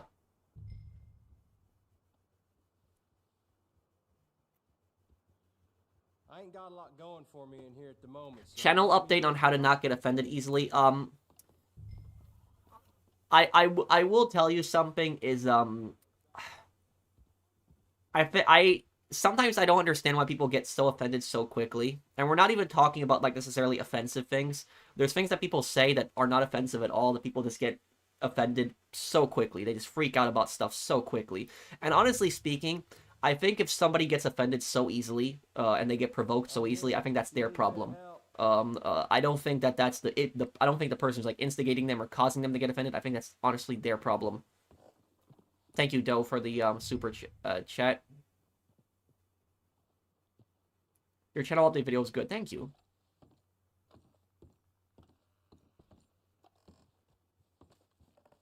Thoughts on Chechnya, the North Korea of YouTube, Europe? Well, I would never want to live in Chechnya. Chechnya is a very brutal place. I try to help folk, but everyone here ain't the same way. Fella came through here and, well, left with everything I got. You know, I will tell you guys something really stupid that happened. You know, back in 2018, I had a bunch of these morons, like these idiots in 2018 that were trying to cancel me. So, like, I had these idiots that kept coming to my channel and they kept trying to cancel me. And you know what they were doing? They were accusing me of being sexist. And the reason that they were accusing me of being sexist is because when Battlefield 5 was coming out, people were asking me, am I going to play Battlefield 5? And I said no. And when I was asked why, I said the reason I'm not playing Battlefield 5 was because it's extremely historically inaccurate. It's like the most historically inaccurate World War II game that I've ever seen. And I know that a lot of World War II games are not historically accurate or realistic, but Battlefield 5 was something else. In Battlefield 5, the thing that upset me about Battlefield 5 is that there was women soldiers in the British Army and, like, the American Army and the German Army and, you know, stuff like that. And I said that this is stupid, that there was no women soldiers in the British, American, and German armies. It didn't happen. You had women that were, like, nurses in these armies, but there was no, like, frontline soldiers in like, the American and British and German army during World War II. Women soldiers did fight in World War II, but they fought in two militaries primarily. They fought in the Soviet Union. The Soviet Union had the most. It was like 2 million women soldiers. And then Poland. Poland also had women's battalions at the start of World War II in 1939. But virtually every other country did not have women serving in their military. It didn't. And there was women did also fight in Western Europe, but they fought in, like, the resistance. So you had, like, women in the French resistance and, like, the Belgian resistance, the Dutch resistance, stuff like that, and the Polish resistance also. But they did not serve in the militaries itself. And if they wanted to add, like, women characters to Battlefield, like, 5, they should have added the Soviet Army. Add the Soviet Army and add, like, playable women characters then. And then, or they could have, like, added, like, a resistance character you play as, like, a French resistance character in the multiplayer or something like that that's, like, a woman. But I was saying that the game was historically inaccurate because, like, women were not in these frontline roles. They were just not there. and I had these morons that were basically, showing up to my stream, and they were like, "Yo, you're sexist," and they were accusing me of being sexist. It has nothing to do with sexism. I don't have problems with female characters being in video games, but as somebody who likes history, I like history a lot, especially World War II history that I read a lot and I study a lot. As somebody like, who studies World War II history and reads World War II history, it personally upsets me, and I think it's very disrespectful to the veterans that fought in the conflict when you're having like, women soldiers on like the front lines of D-Day when there were no women soldiers on the front lines of D-Day. So like I think that personally is like really disrespectful to the soldiers that fought in World War II, and I think the developers basically try to rewrite history and create their own version of history. That really upset me, and I didn't like that. But I had like these idiots, these morons that were like basically just coming to my streams and saying, "Oh, you don't like women characters in Battlefield 5, you're sexist." No, I don't have any problem with women characters being in, a game. But if it's going to be a historical game, then if you're going to add women characters, then make it historically accurate. Don't throw women characters in the German and British and American army because they make no sense. It's not there. And then when they added the Japanese army, they added women, Japanese kamikaze pilots. I have never heard of anything like that. That's just so bizarre. But that's basically what they added in Battlefield 5. It was like complete rewriting of history. It was just stupid. But that's basically what I mean. People get offended so easily, and the fact that somebody could get offended by the fact that I said that there's no women that served in the American and British Army during World War II, like in frontline combat. Women did serve in the militaries of like the American and British Army, but they were like nurses, for example. Like you did have women that were actually part of the military, but there was no frontline soldiers. And like me saying that there was no frontline soldiers and like women soldiers in the British and American Army, I don't know how anybody could get offended by that. That's a fact. What I'm saying, it's a historical fact that there was no frontline women in those militaries. But the fact that somebody could even get offended about me saying a historical fact is just stupid. It was like the same thing when I was in when I was in college. When I was in college, I remember in one class, when we were discussing like Native American history, I said that Native American tribes owned slaves. And there was people that did not believe me. Like, they did not believe me. They said that I was making it up, that Native Americans didn't own slaves. When you can look that up if you don't believe me, they did own slaves. And these kids weren't even Native American, but they were getting offended by the fact that I said that there was Native American tribes that owned slaves. And so, like, I don't know how somebody could actually just get offended by just historical facts. But that is, like I said, this cancel culture stuff, like this stuff is just, it's ridiculous. I hope you had a great Christmas, Patrick, and a great stream Wednesday night. It's awesome that you do a charity stream every year and donate yourself. Thank you, Eric. Which event is awful, Northern Irish Troubles or the Cold War? The Cold War was an event that happened over it happened for more than 40 years, and it led to several proxy wars, which led to hundreds of thousands of deaths too. But the Northern Irish Troubles were also brutal. But if you ask, like, somebody that lives in Northern Ireland what was worse, the Cold War or the Troubles, I'll say the Troubles. But if you ask somebody that, like, for example, that lives in Korea, what was worse, the Troubles or the Cold War, they'll say the Cold War, because the Cold War also caused, Korea to be broken up. Oh, thank you, Golden Stripes for the super chat. Hello, Pat. $100 was that £100 donation. Thank you, largest donation today. Thank you, Golden Stripes. Thank you, man. Thank you. Special shout out there to Golden Stripes, my moderator. Thanks, man. Hello, Pat. I hope you had a good Christmas. Would you ever consider playing Dying Light 1? It's a heavily underrated game, and you could make some good lore videos. You like Dead Rising, so I'd like to see you play Dying Light. It's one of my favorite games. No rush on playing it. Yeah, but I have to play Dead Rising 2 first, because I want to, before I start playing those other zombie games, I want to finish one series, and the Dead Rising series, I still gotta do them. I did Dead Rising 1 last year, but I gotta do Dead Rising 2. Watch the anime Akame ga Kill Assassin Group. I haven't watched that one. I actually added that, I think I added that one to my watch list, because I have, like, so many in my watch list. Oh, it's 100 euros. Oh, I'm sorry. I thought it was pounds. I get the symbol mixed up here. Do I think that North Korea will ever be free? No. North Korea might become like China one day, where it's like less psychotic and it's like more open to like travelers, but that regime is always going to stay in power. The North Korean government has mastered staying in power. They have. Feminism is what made games politically correct. Well, I don't want to get into the whole, political drama, Isaiah, but this cancel culture stuff is just getting out of control in video games. It is.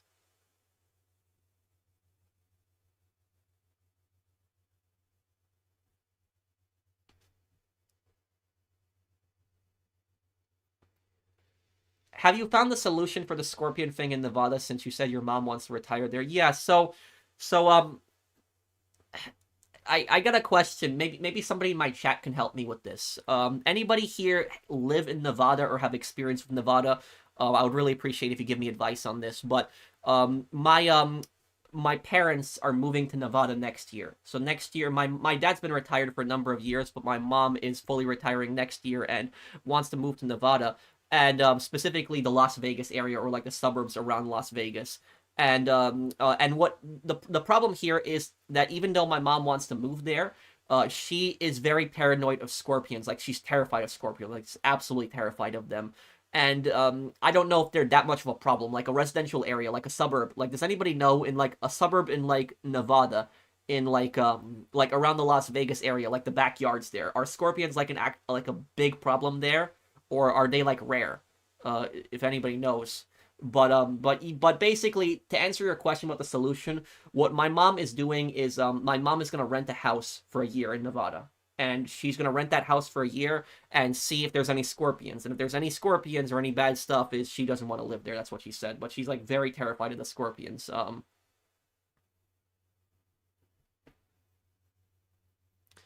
Uh, Why Nevada? Well, there was a number of places that my parents were deciding on. Like, my parents were deciding on possibly Florida, but Florida's too hot. It's too humid. No.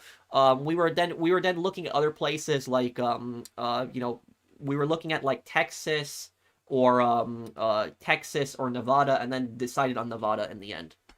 Uh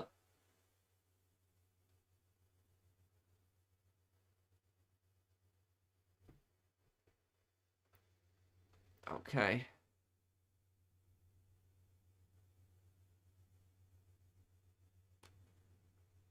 Fear the most hated griefers. We destroy all the grinders. Being in God mode takes more skill than not being in God mode.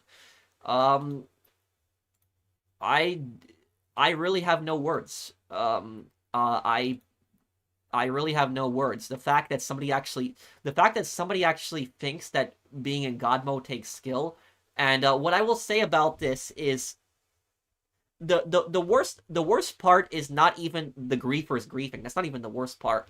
The worst part is that they actually think it takes skill to do that. That's just pathetic. That's just pathetic.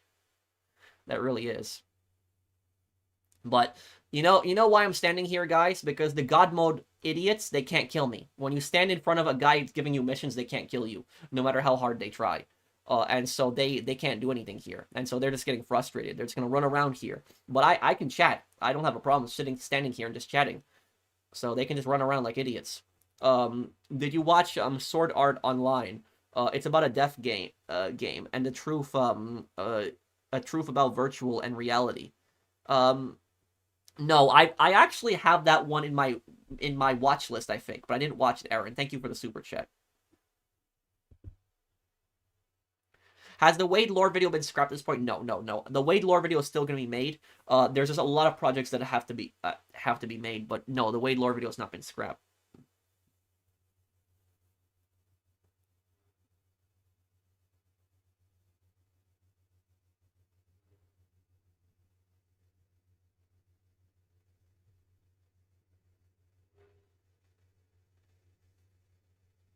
Uh, I don't know. We could look into Reno also.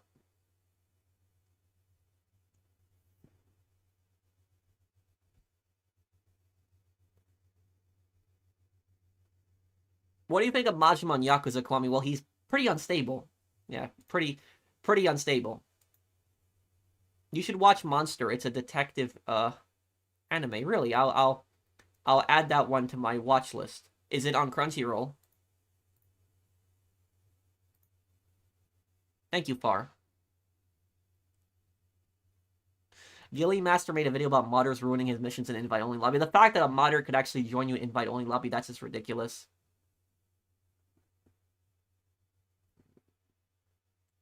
Colorado. What part specifically, Polly, is the best?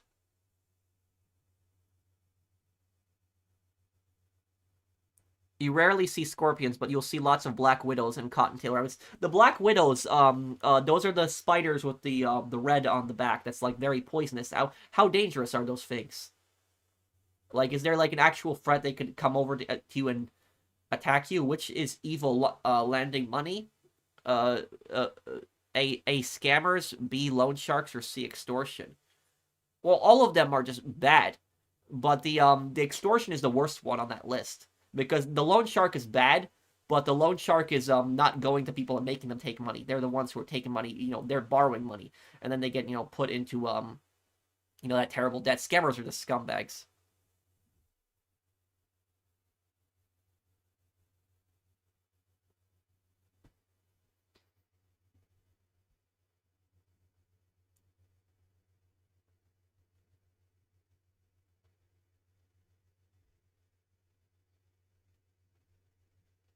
Okay.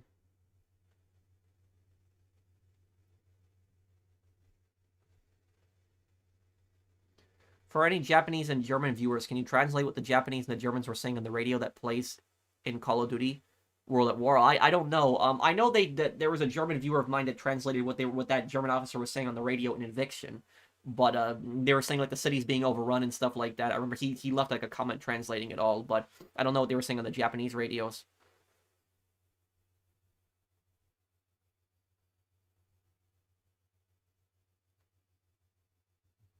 Oh, loan sharks are definitely dishonest people. The only thing I'm saying is extortion is worse than loan sharks because when it comes to loan sharks, it's not that they made you take the money. What are you talking about, April? Oh, the passenger during the exports. You mean the one that took the car? Yes, I remember that. April.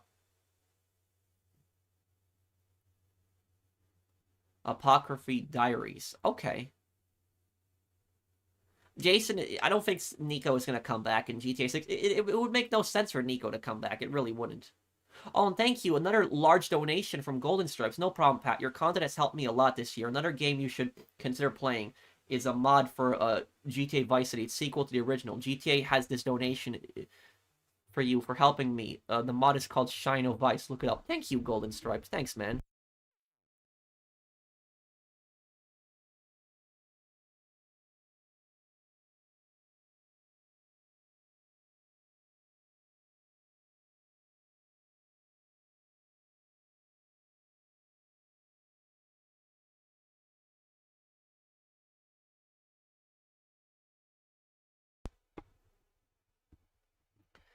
Okay, let me see here.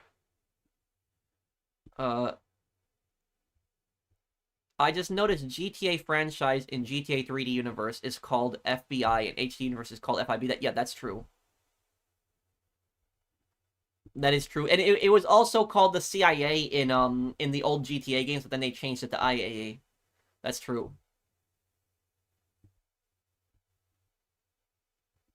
I know, I was muted for a moment. I just had a phone call. That was it. But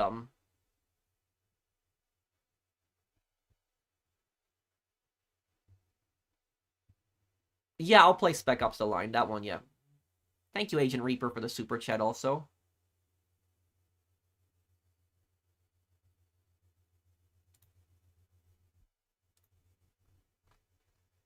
And thank you for being a good friend, Golden Stripes, and for being my moderator. Thanks, man. I really appreciate it. 150 euros. Thanks, man. Are the Sopranos a family or a glorified crew? I would say they're a family, but if you compare them to like New York standards, like the New York Mafias are just way bigger than them. They're giants compared to them.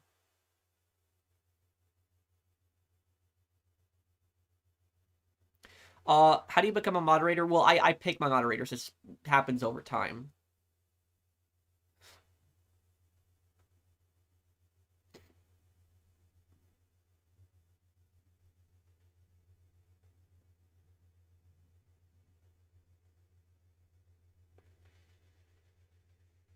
What are you talking about, Jonathan Reagan?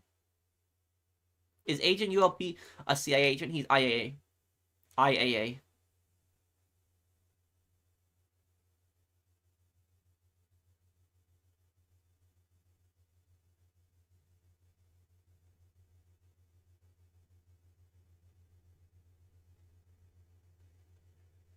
Yeah, I still gotta do that lore video on Vic Vance and on Lance Vance also in Vice City.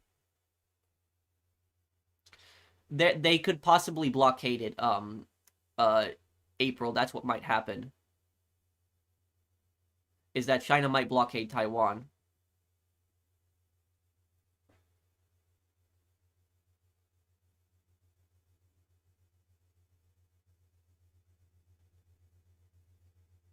Yakuza 3 is in Okinawa, huh? And I think Yakuza 5 is in Hokkaido, right? Yeah.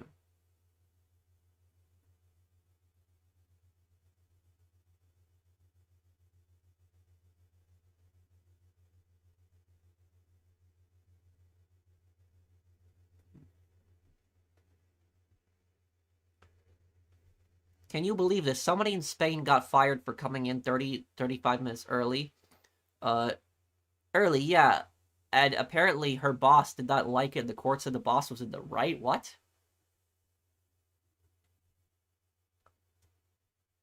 No, I haven't watched season 4, but honestly, the Boondocks has to come back as a show. Because imagine all the ridiculous stuff they could do with the Boondocks in today's world, like all the ridiculous stuff. Like, I could imagine Boondocks could do an episode on the cancel culture stuff. Like, they could do that. Like, there, yeah, there's so much stuff that they could do.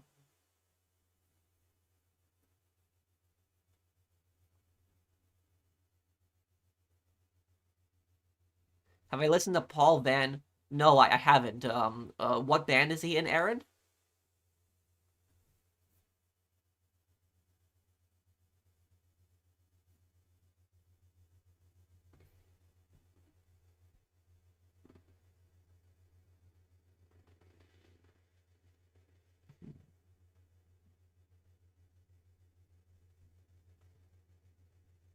Yeah, the Boondocks, I think, had its last episodes in 2014. Hope you had a good Christmas. Have you considered playing the Call of Juarez series, including the Cartel? Yes. Yes, I'm gonna play those one day.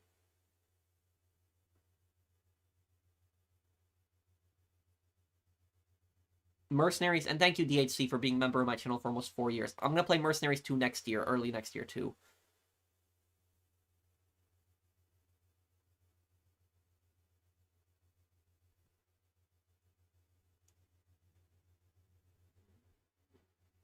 How do I promote my videos? I made a rapid-fire short video on the Mansions DLC. You could ask me and I could share it for you, Pearson, but sometimes it's not easy growing videos. Sometimes, like, you'll put out videos and they don't get recommended. Other times they will. It's just also based on luck.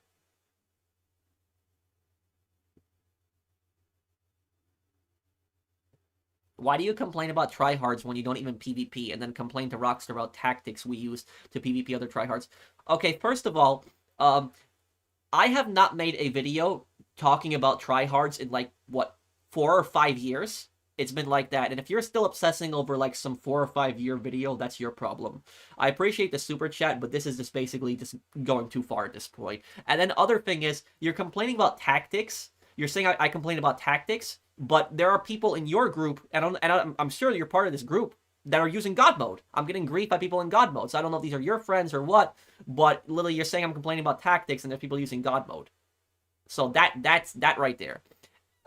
And honestly, also, I'm just letting you know that when you come onto a game like this, right, and you kill me repeatedly over and over and over again, and you just basically just create a whole show for yourselves right here, you are proving my point. Everything that I said in that video, complaining about people like you are literally proving my point for me right now. So literally, you are not helping your situation with doing this. It's like, I don't think you realize that coming onto a game like this and just griefing me is literally accomplishing, everything that I said. It's literally proving everything I said.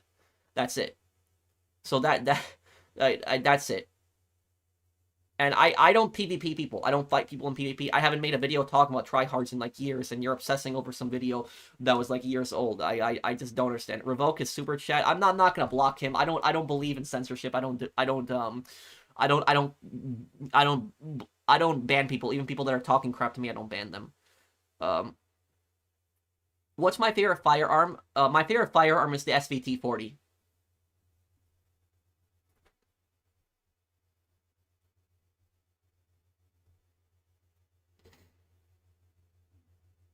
Oh, I've never heard of him, Aaron.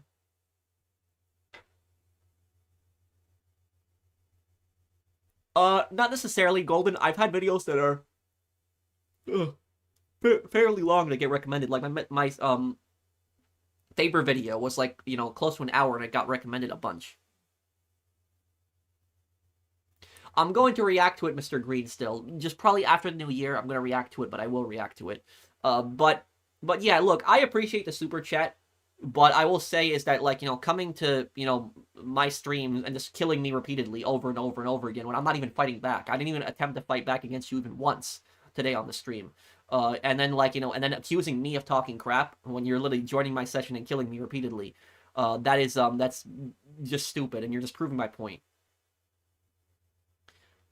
People keep blowing themselves up to avoid being killed by other players are so pathetic. They think GTA Online takes skill. And here's the thing I will say about this is GTA Online is literally the only game that I can think of where people kill themselves to avoid being killed by other players. Like, do you guys know any other game, like a PvP game, where, like, people kill themselves to avoid being killed by other players? I'm sure there's probably some game out there that people do that. But, like, GTA is like, and I played a lot of PvP games. I played a lot of war games and a lot of different PvP games. And GTA Online is really the only game that I can think of where people intentionally kill themselves to avoid being killed by other players. Like, it's just stupid.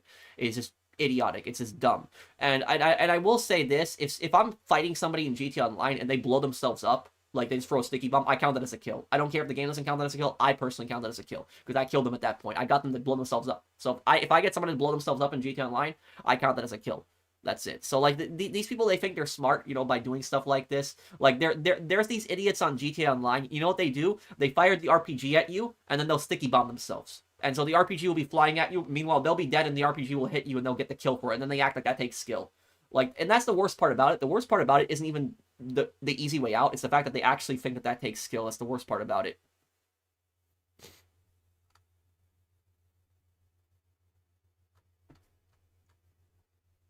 See here. I saw your Ghost of Yote playthrough and it was great. I recommend Vagabond, a manga by Takahiko Inoue based on the real life of Miyamoto Musashi. Thank you, Steve. And I'm waiting for the multiplayer mode to come out on Ghost of Yote because I'm looking forward to that. I think I'll enjoy the multiplayer, and we might do streams on that when that comes out too. I did enjoy that game. I did like Ghost of Yote. Hey Pro, big fan. I noticed your GTA Online streams that you typically use the military rifle. What do you like about that rifle over both carbines? Thanks. You're talking about the AUG, right? The AUG. I'm just used to it. I guess I just kind of like the look of the AUG. It's not even about the AUG being a better gun than the other guns. It's just how it looks. If you're talking about the M16, the M16, what is the M16? That's called a service carbine, right? I use that one because that one's generally a good gun, but I like the way it looks. So I use the guns also because I like the way they looks.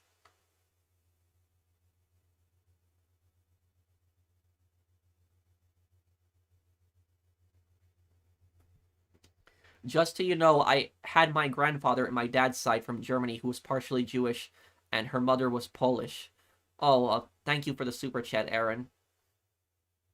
That was the worst time period in Poland's history. It was one of the worst time periods in Europe.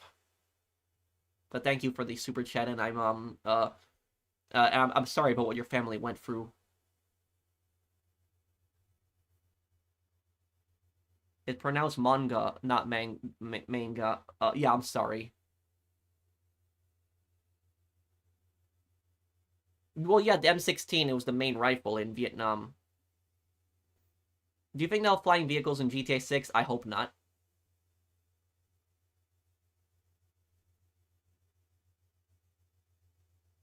Favorite firearm you owned? The SVT-40. Why did armies back in the 18th, 19th century stand in line side by side when firing? Well, the thing about that is the 19th century is where that stopped happening. Like the American Civil War is really the last war in American history where we were doing that. The line formation. It was not used ever after that. I actually have a Civil War hat right here. It's a Union hat. Anyways, the reason that that line formation was used, like it was used in the Franco-Prussian War also to an extent, but it was because those guns were very inaccurate. Like those guns were smoothbore back then. They weren't rifled. So if you actually looked inside the barrel of a musket, it basically looks like a pipe. Think about a pipe. That's basically what the inside of that gun basically looks like. This one long pipe. When you look inside the barrel of a rifle has grooves inside of it. So it's basically like these grooves are basically spinning around. And so when you pull the trigger in a rifle, what happens is the bullet will actually spin alongside those grooves. And because of that, it will actually come out in a straight line and go right for your target. When you fire a gun that is smoothbore, what basically happens is the bullet rattles. It goes left, right, left, right, left, right, left, right, and then whatever direction it was last in when it leaves the barrel is basically the direction that it's going to go in. And some muskets can be accurate that are smoothbore, like you can hit what you're aiming at around 50 to 100 yards accurately, reasonably, like at least the chest area. So if you were aiming at somebody from 50 to 100 yards, you could probably hit them with that gun, but past that is generally you're not going to, hit what you're aiming at. And the reason that they stayed in these line formations was because they would just be in cover all day long and they would not hit anything. So they had to be in those line formations because that was the only way to actually hit the enemy. So basically they would just basically form those formations, get together, because if everybody was in cover shooting at each other, nobody would actually hit anything. So that was what was basically the whole backstory with that. And also, if you're wondering why they wore really bright colors in that time period, like if you notice, like the British, for example, the British wore bright red, the French wore white, at least before the Revolution, the French wore white, and they wore blue after the Revolution. The Americans wore blue. The reason that these armies wore these bright colors into battle back then was so that you could see the enemy. That was the whole point of it. The reason they wore bright colors was so that they could identify friends and they could identify enemies. The reason that Britain wore actually red had nothing to do with their flag. A lot of people think the British wore red because of their flag, the Union Jack, but it has nothing to do with that. The reason they wore red was because red was the cheapest dye in Europe. It was the cheapest color. Where the French wore white because the French wanted to be fancy. White was actually the most expensive dye. One of the reasons that France actually went bankrupt after the American Revolution. But anyways, those muskets, what they do is they create a wall of smoke. And when a lot of people are firing in formation, this giant wall of smoke, you might not see what's in front of you. And so basically what happens is when there's a bayonet charge and you need to tell if the person in front of you is an enemy or a friend, you can tell by that bright colored uniform. So that was the whole reason they wore those bright colored uniforms, so that they could basically identify, each other. Now, a lot of people think that this is stupid, that it's stupid fighting like this, but that was really the only way that they could fight back then.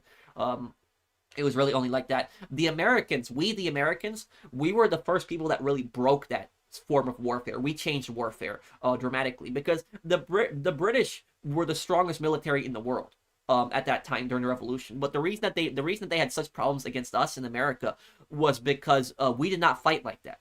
We did not fight we had, the Continental Army where we fought them in open, warfare, but we also had the militias. And the militias did not fight like the regulars. They didn't fight like that. So if anybody has ever watched The Patriot, I know The Patriot is not the most historically accurate movie, but one thing that The Patriot does get right is to get the militia ambushes right. The militia ambushes did happen a lot like that. So the Americans would just hide somewhere, would just ambush the British, and just open fire on them and run away. They would use cover. They would shoot from cover, run away, and gather the area. Where the British would just basically line up in formation. Another thing the Americans did is we targeted officers. So what we would do is when we saw a line formation, we would tell our guys, target the British officer. Take him down first.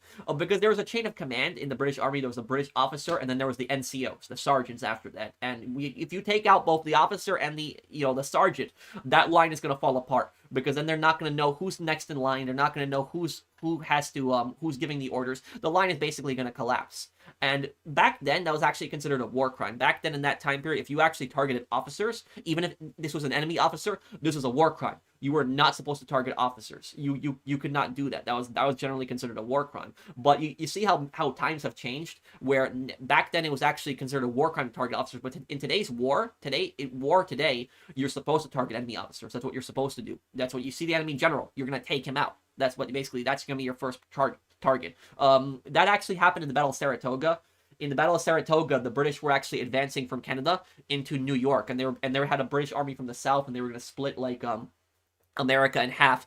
What happened was the American riflemen, and they were actually using rifles. They weren't using Kentucky long rifles, which actually the Kentucky long rifle could hit something accurately up to 200 meters. So those guns were much more accurate than the majority of the smoothbore weapons that they were using at the time.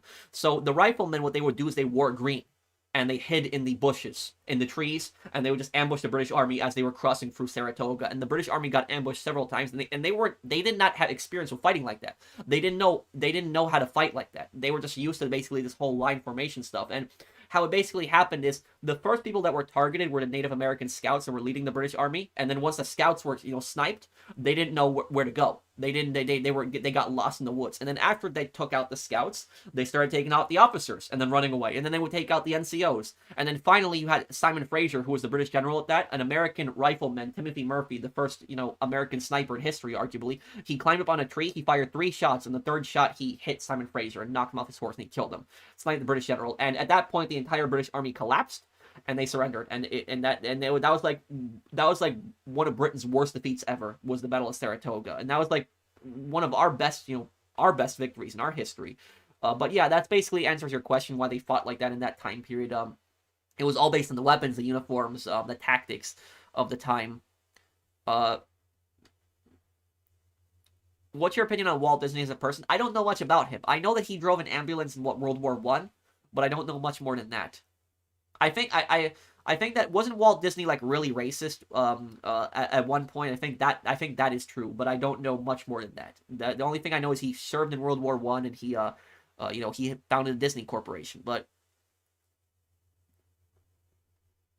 thank you, Daniel Rodriguez, for that super chat. I'll see you far. Take care, man.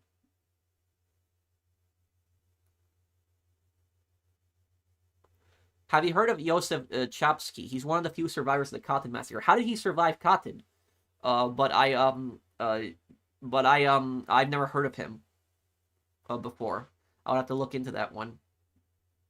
My boss threatened to fire me for working extra hours, and he got so pissed at me, he said he would fire me. I just took my own initiative to work extra hours, and now he wants to fire me. What I will say about this is, Golden Stripe, the bosses will oftentimes say no overtime, but if they're gonna do that to you, then just leave right at the dot, like right when work ends. And if the boss complains, basically tell the boss, oh, you told me no overtime, now you can't complain. But your boss is an idiot. If you're devoting more time to the company, you're helping the business function more. He's an idiot. Oh, I know the Northside Gang's history, but that would be a long, I'd talk a lot about that. I rewatched your lore videos on Big Smoke. Did he regret betraying CJ? It was a cool lore video, but I can't believe that Big Smoke would choose drugs over his friends.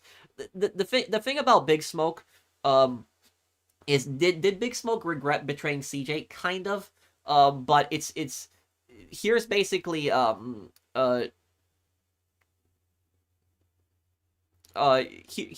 what I will say about Big Smoke. Big Smoke is very different than Dimitri. Like, people compare him to Dimitri a lot, but like Dimitri and Big Smoke are very, very different. The reason is like when you take a look at like Nico and Dimitri, for example, Dimitri was never Nico's friend, never at any point. It was all manipulation. There was never any honesty in that. He was planning on getting rid of Nico from the start. He was never wanted to be Nico's friend or anything like that. When it comes to Big Smoke was CJ's friend. He was. But the difference is that Big Smoke was basically offered by Tenpenny to head this new, crack empire. And Big Smoke believed that if Grove Street did not get in on the crack business, that they were doomed to fail. That the Ballas and the others were going to take over. Big Smoke never joined the Ballas. People think that he was part of the Ballas. He wasn't.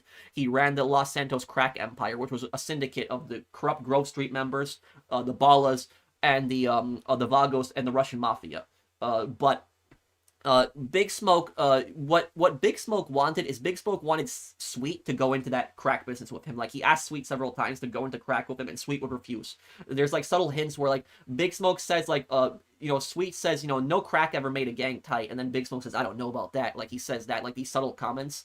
So, Big Smoke, and then in the introduction, he tells Sweet, we gotta go into crack, we're gonna make money. And Sweet says, I care about my principles, I don't care about the drug money. So, here's the thing about Big Smoke. If CJ and Sweet agreed to go into the crack business, he would have never betrayed them. And that's what he would have preferred. He would have preferred for Sweet and CJ to go into the crack business with him. That was his, his favorite, outcome, that he would have been able to keep his friends and not have to betray his friends, and his friends would have to go into the crack business with him. But if you're asking does Big Smoke want to betray CJ? No. Does he want to betray Sweet? No. But if you're going to ask Big Smoke, you have to choose the crack money or your friend Sweet. He's going to choose the crack money. Does he want to betray Sweet? No. But if he has to choose between the crack money and Sweet, he's going to choose the crack money. That's the difference between him and Dimitri, where Dimitri is sadistic and just enjoys betraying people, takes pleasure in it. Big Smoke is a bit more complicated than that. He's a much more, he's a pretty well-written character. That's what I'll say ultimately about that.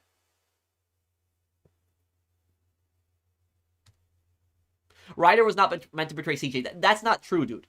I made a video about this.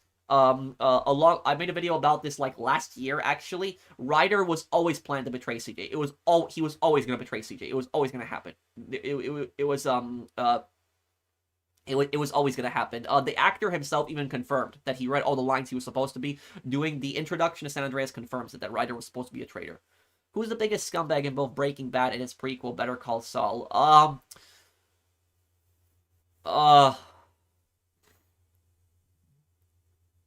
I mean, Hector was pretty bad. Maybe Don Eladio. Don Eladio was also a massive scumbag. Yeah, Jack also, the neo-Nazi. That guy was, disgusting. And, maybe Hector, the worst one. Yeah, exactly. Sure. Yeah, Ryder was always gonna betray CJ. What do you think about Jaruzelski? Do you think he deserves some credit for engaging in negotiations to end communist rule in Poland? The thing about Jaruzelski Jaruzelski is a very complicated figure in Polish history. The reason he is the last dictator of Poland is Jaruzelski. Now about Jaruzelski is he does deserve some credit for helping, to end communism in Poland and entering negotiations. And he did want Poland to be more independent of the Soviet Union. Like, he didn't want Poland to be like a colony of the Soviet Union, which essentially was. But at the same time, the Soviets were just pressuring him, extremely, and just controlling him. But Jaruzelski also did bad things. Jaruzelski had his secret police. Jaruzelski killed people. So he deserves some credit for helping to end communism in Poland and transitioning Poland. And the thing of what I'll say about Jaruzelski is Jaruzelski could have been way worse. Like, there are other dictators out there that would have done way worse than him, like in that time period. Like, they would have just, took the military out in the streets and killed their people. Like, the Romanian dictator did that. The Romanian dictator, he did that. Ceausescu, where he took the military on the streets and just killed people. Jaruzelski didn't really do that. He didn't really send the military on the streets and kill Polish people. So while he was a bad person, he wasn't, as bad as some of these other dictators. And he does deserve some credit for ending communism, but you also have to look at the bad things he did. And also about Jaruzelski is when Jaruzelski was a child, when he was young, he was sent to a gulag in the Soviet Union. And so I don't know how anybody who suffered under Stalin and suffered under communism like that could then support communism later on. I don't know how anybody, going through that could support that. But that was Jaruzelski, his childhood. He grew up in a gulag, and he was still, pro-communist. Hey, Pro, do your cosplays get expensive to maintain or buy new pieces if parts of them get ripped? None of my cosplays have ever really broken. None of them have ever really broken. I can't really think of anything that's broken. I still have, like, the Ghost of Yote cosplay here, and then I have the San Andreas, hat here. I have a lot of the stuff here. I have a lot of cosplay on this desk too. I even have like the black hat here too. So I got a lot of these different cosplays on here, and I got the Civil War hat too.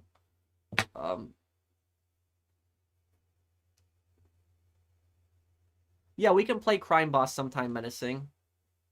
And thank you, C. Balaclava, for the super chat.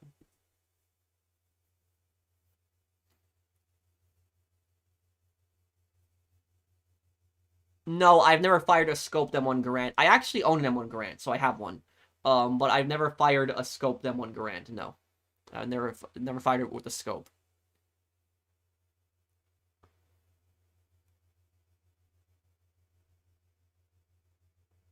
The truth about overtime is that, at least in my store, is that not even managers get guaranteed overtime. Anything that isn't scheduled overtime has to get approved just because of how it works. I get it, but I don't.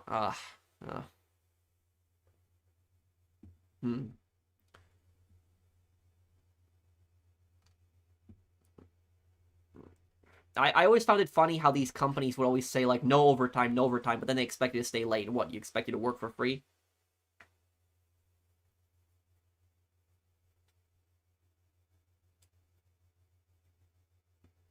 Do you think there is a better way for the Chinese nationalists to fight the Japanese without allying with the communists? To be honest, Chiang Kai-shek didn't have much of a choice in that. Well, here's the thing is, Gunner, when Chiang Kai-shek allied with the communists to fight against the Japanese, occupiers, he didn't necessarily do anything wrong in that, because the Japanese were the biggest threat. Like, they were literally the biggest threat to Japan, to China, because with the Japanese won, there would not be any China at all. So Chiang Kai-shek didn't really do anything wrong by allying with the communists. What he did wrong was that after the Japanese lost after the end of World War II, he entered a coalition government with the communists. That was the worst thing he did. That was the stupidest thing. Like, and the thing is, you cannot work with communists. You cannot do that, because communists are always going to try to betray you. The communists will do anything to achieve their Marxist utopia. They will lie, cheat, steal, murder. They will do anything to basically rise to the top. Communists don't believe in a democracy. They believe in a violent revolution. They believe that the bourgeoisie is abusing the proletariat, and they basically will do anything to overthrow the government. And so literally, trusting a communist is one of the stupidest things that you can do. And communists historically, if you look at communists historically in democratic countries, they constantly betray everyone. Communists are notorious for betraying people. They use people, manipulate people, because they don't believe in democracy. They don't believe in working with other parties. They basically believe in their violent revolution to achieve their Marxist utopia by any means necessary. And Chiang Kai-shek was stupid for literally entering in a coalition government with Mao Zedong. It's one of the stupidest things he did. But that was what he did. So I don't think he necessarily did anything bad by allying with the communists to fight against the Japanese, but he did do a really dumb thing by entering a coalition government with them, and it didn't work out in the end.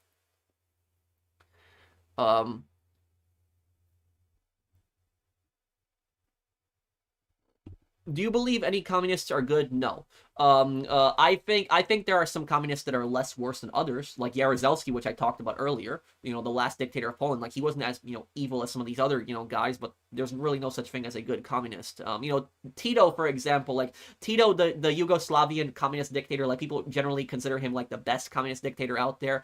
But Tito did some pretty messed up things too. He had prison camps for some of his political opponents. But he at least the one good thing I'll say about Tito is that at least Tito tried to improve the lives of his people, even though he was a communist, where, like, Stalin, all he did was basically terrorize his people. I hate this YouTube membership thing, because unless you are filthy rich or just watch one channel, it's impossible to purchase memberships for every channel you watch. You don't have to, Karen O'Brien, you don't have to purchase memberships for me to read your comments or for me to even play games with you. I can add you. And you don't have to donate to me. You don't have to be a member. I have channel memberships as like an extra feature. People want to support the channel. I do like exclusive streams, like 3 times a month for people who are channel members and Patreon supporters, and I do sometimes exclusive videos as well. But you don't have to, buy a I don't want you to feel like I don't guilt trip people. I don't want you to feel like you have to buy like a donation or a membership to like support me, or that I won't read your comments, or that I won't be your friend. I don't do stuff like that. I'm not like these greedy channels. I don't pull crap like that. What's the most evil thing Walter White has done?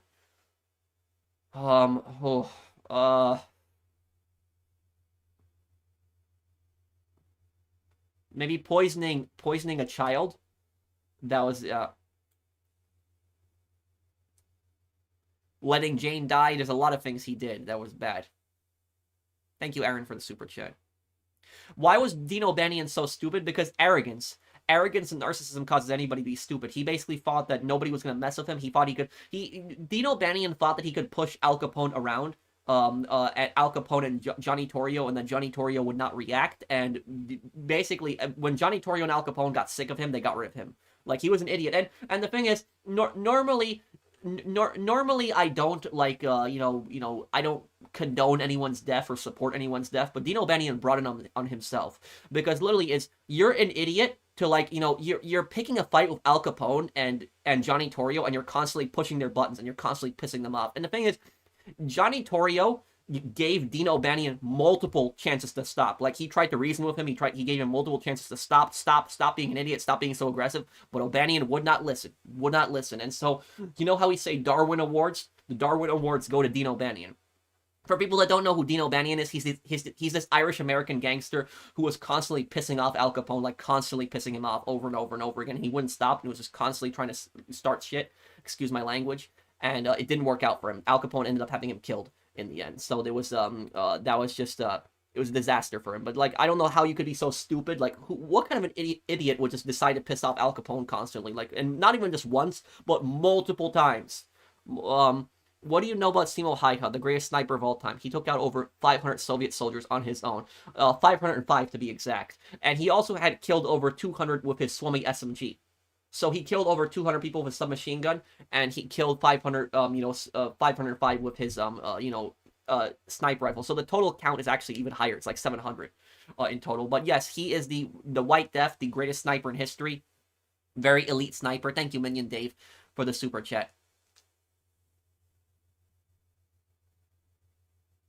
No, I didn't know about that, Gunner.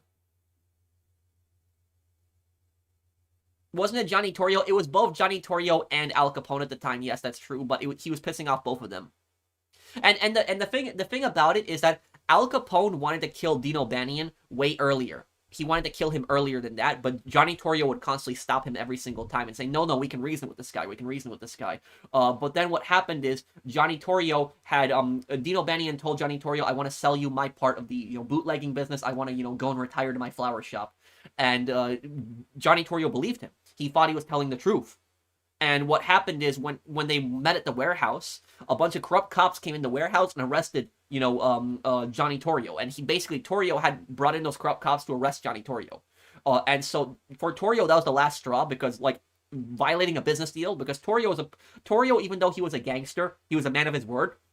And he was a very honorable guy when it came to business. So if you made a deal with Johnny Torrio, he always made sure to keep that deal. He would never break deals. He would always honor them. And for him, like, making a promise, making a deal, and then literally doing something like that, like betraying him in the middle of the deal and, like, having corrupt cops arrest him, for Johnny Torrio, that was basically crossing a line. And at that point, he basically had ordered, Dean O'Banion to be killed. And the thing about Dean O'Banion is Dean O'Banion's death is very satisfying if you know how arrogant he was. Because what happened to him is he was in his flower shop, and this guy came in and wanted to buy flowers from him. And the guy shook his hand, and when the guy shook his hand, two other guys came in, and they basically just blasted him, just right there. So he was shaking the guy's hand, and then two other guys came in and just, opened fire on him, and just blasted him. So that was it. If you ever watch Boardwalk Empire is a pretty accurate depiction of how Dean O'Banion died. That is pretty accurate how he died.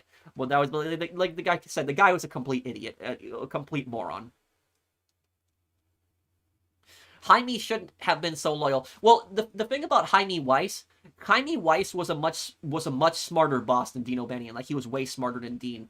But the reason that Jaime Weiss was so loyal to Dean was because Dean was his best friend growing up. They grew up in the same neighborhood. And so even though Jaime would have been a better boss, the reason that he never, stepped over Dean to take over was because that was his best friend. They grew up together, and he was extremely loyal to Dean. Like, that was his best friend.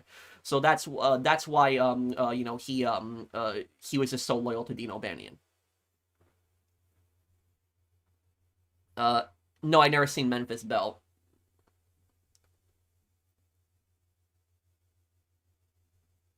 Johnny Torrio is played by Butchie from The Sopranos. Yeah, and not only that, but what's his name? Benny Fazio's actor also plays in that TV show. Jaime Weiss pretty psychotic. Oh yeah, he was psychotic. Jaime Weiss fired over 1,000 bullets at Al Capone. So like, that's insane for somebody to fire 1,000 in 1920. For somebody to fire over 1,000 bullets at somebody like that is just like it's crazy. He didn't hit Al Capone with that, but he was a very crazy guy. Yes, he was.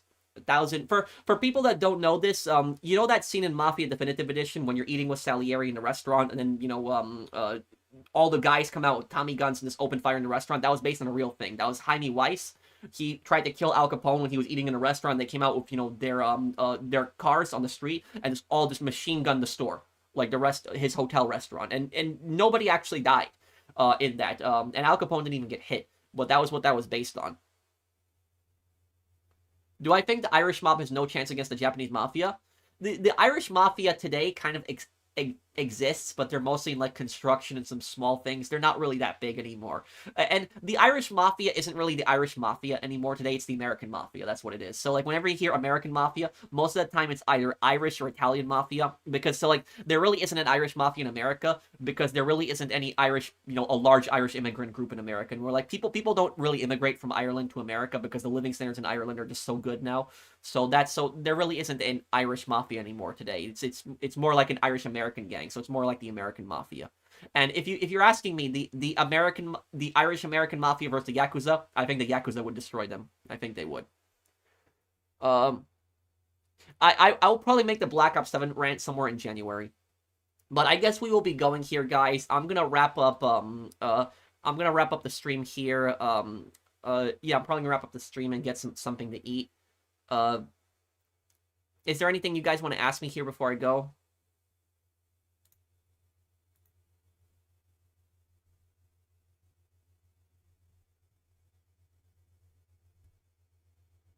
Oh, okay, Jonathan.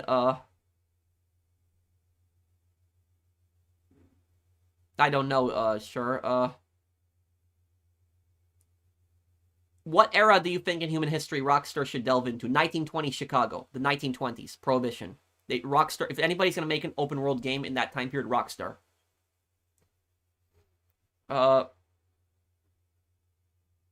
What are your plans for next year? I uploaded a video yesterday talking about it. Check that one out. But basically, do a lot of different playthroughs, a lore video once a month. Still keep the same streaming schedule. Basically that. No, I haven't, Menacing. Simo's rifle was the most Nagant finished M28. Yes, that is true. Yes. It was actually better than the most Nagant, Minion Dave. No, I didn't Golden Stripe. Let me see here. Why do you think Billy went to the Triads and backstabbed Johnny and Jim? Do you think he regrets betraying him? And do you think the Lost and Damned story would be different if Billy snitched? No, I don't think he regrets betraying them. He didn't expect to get arrested. He was gonna get rid of, you know, Johnny and Jim because they weren't agreeing with him. They weren't like you know, blind followers of him. Yeah, I know I didn't have time to play poker today. I'll play it on the next time. But I guess we'll be going here, guys. I did Golden Stripe. Thank you guys for hanging out with me. I will have the next part of Yakuza tomorrow for you guys. Promise tomorrow. So thank you guys for watching. I will see you guys on the next one. Take care, everyone, and have a wonderful day, guys.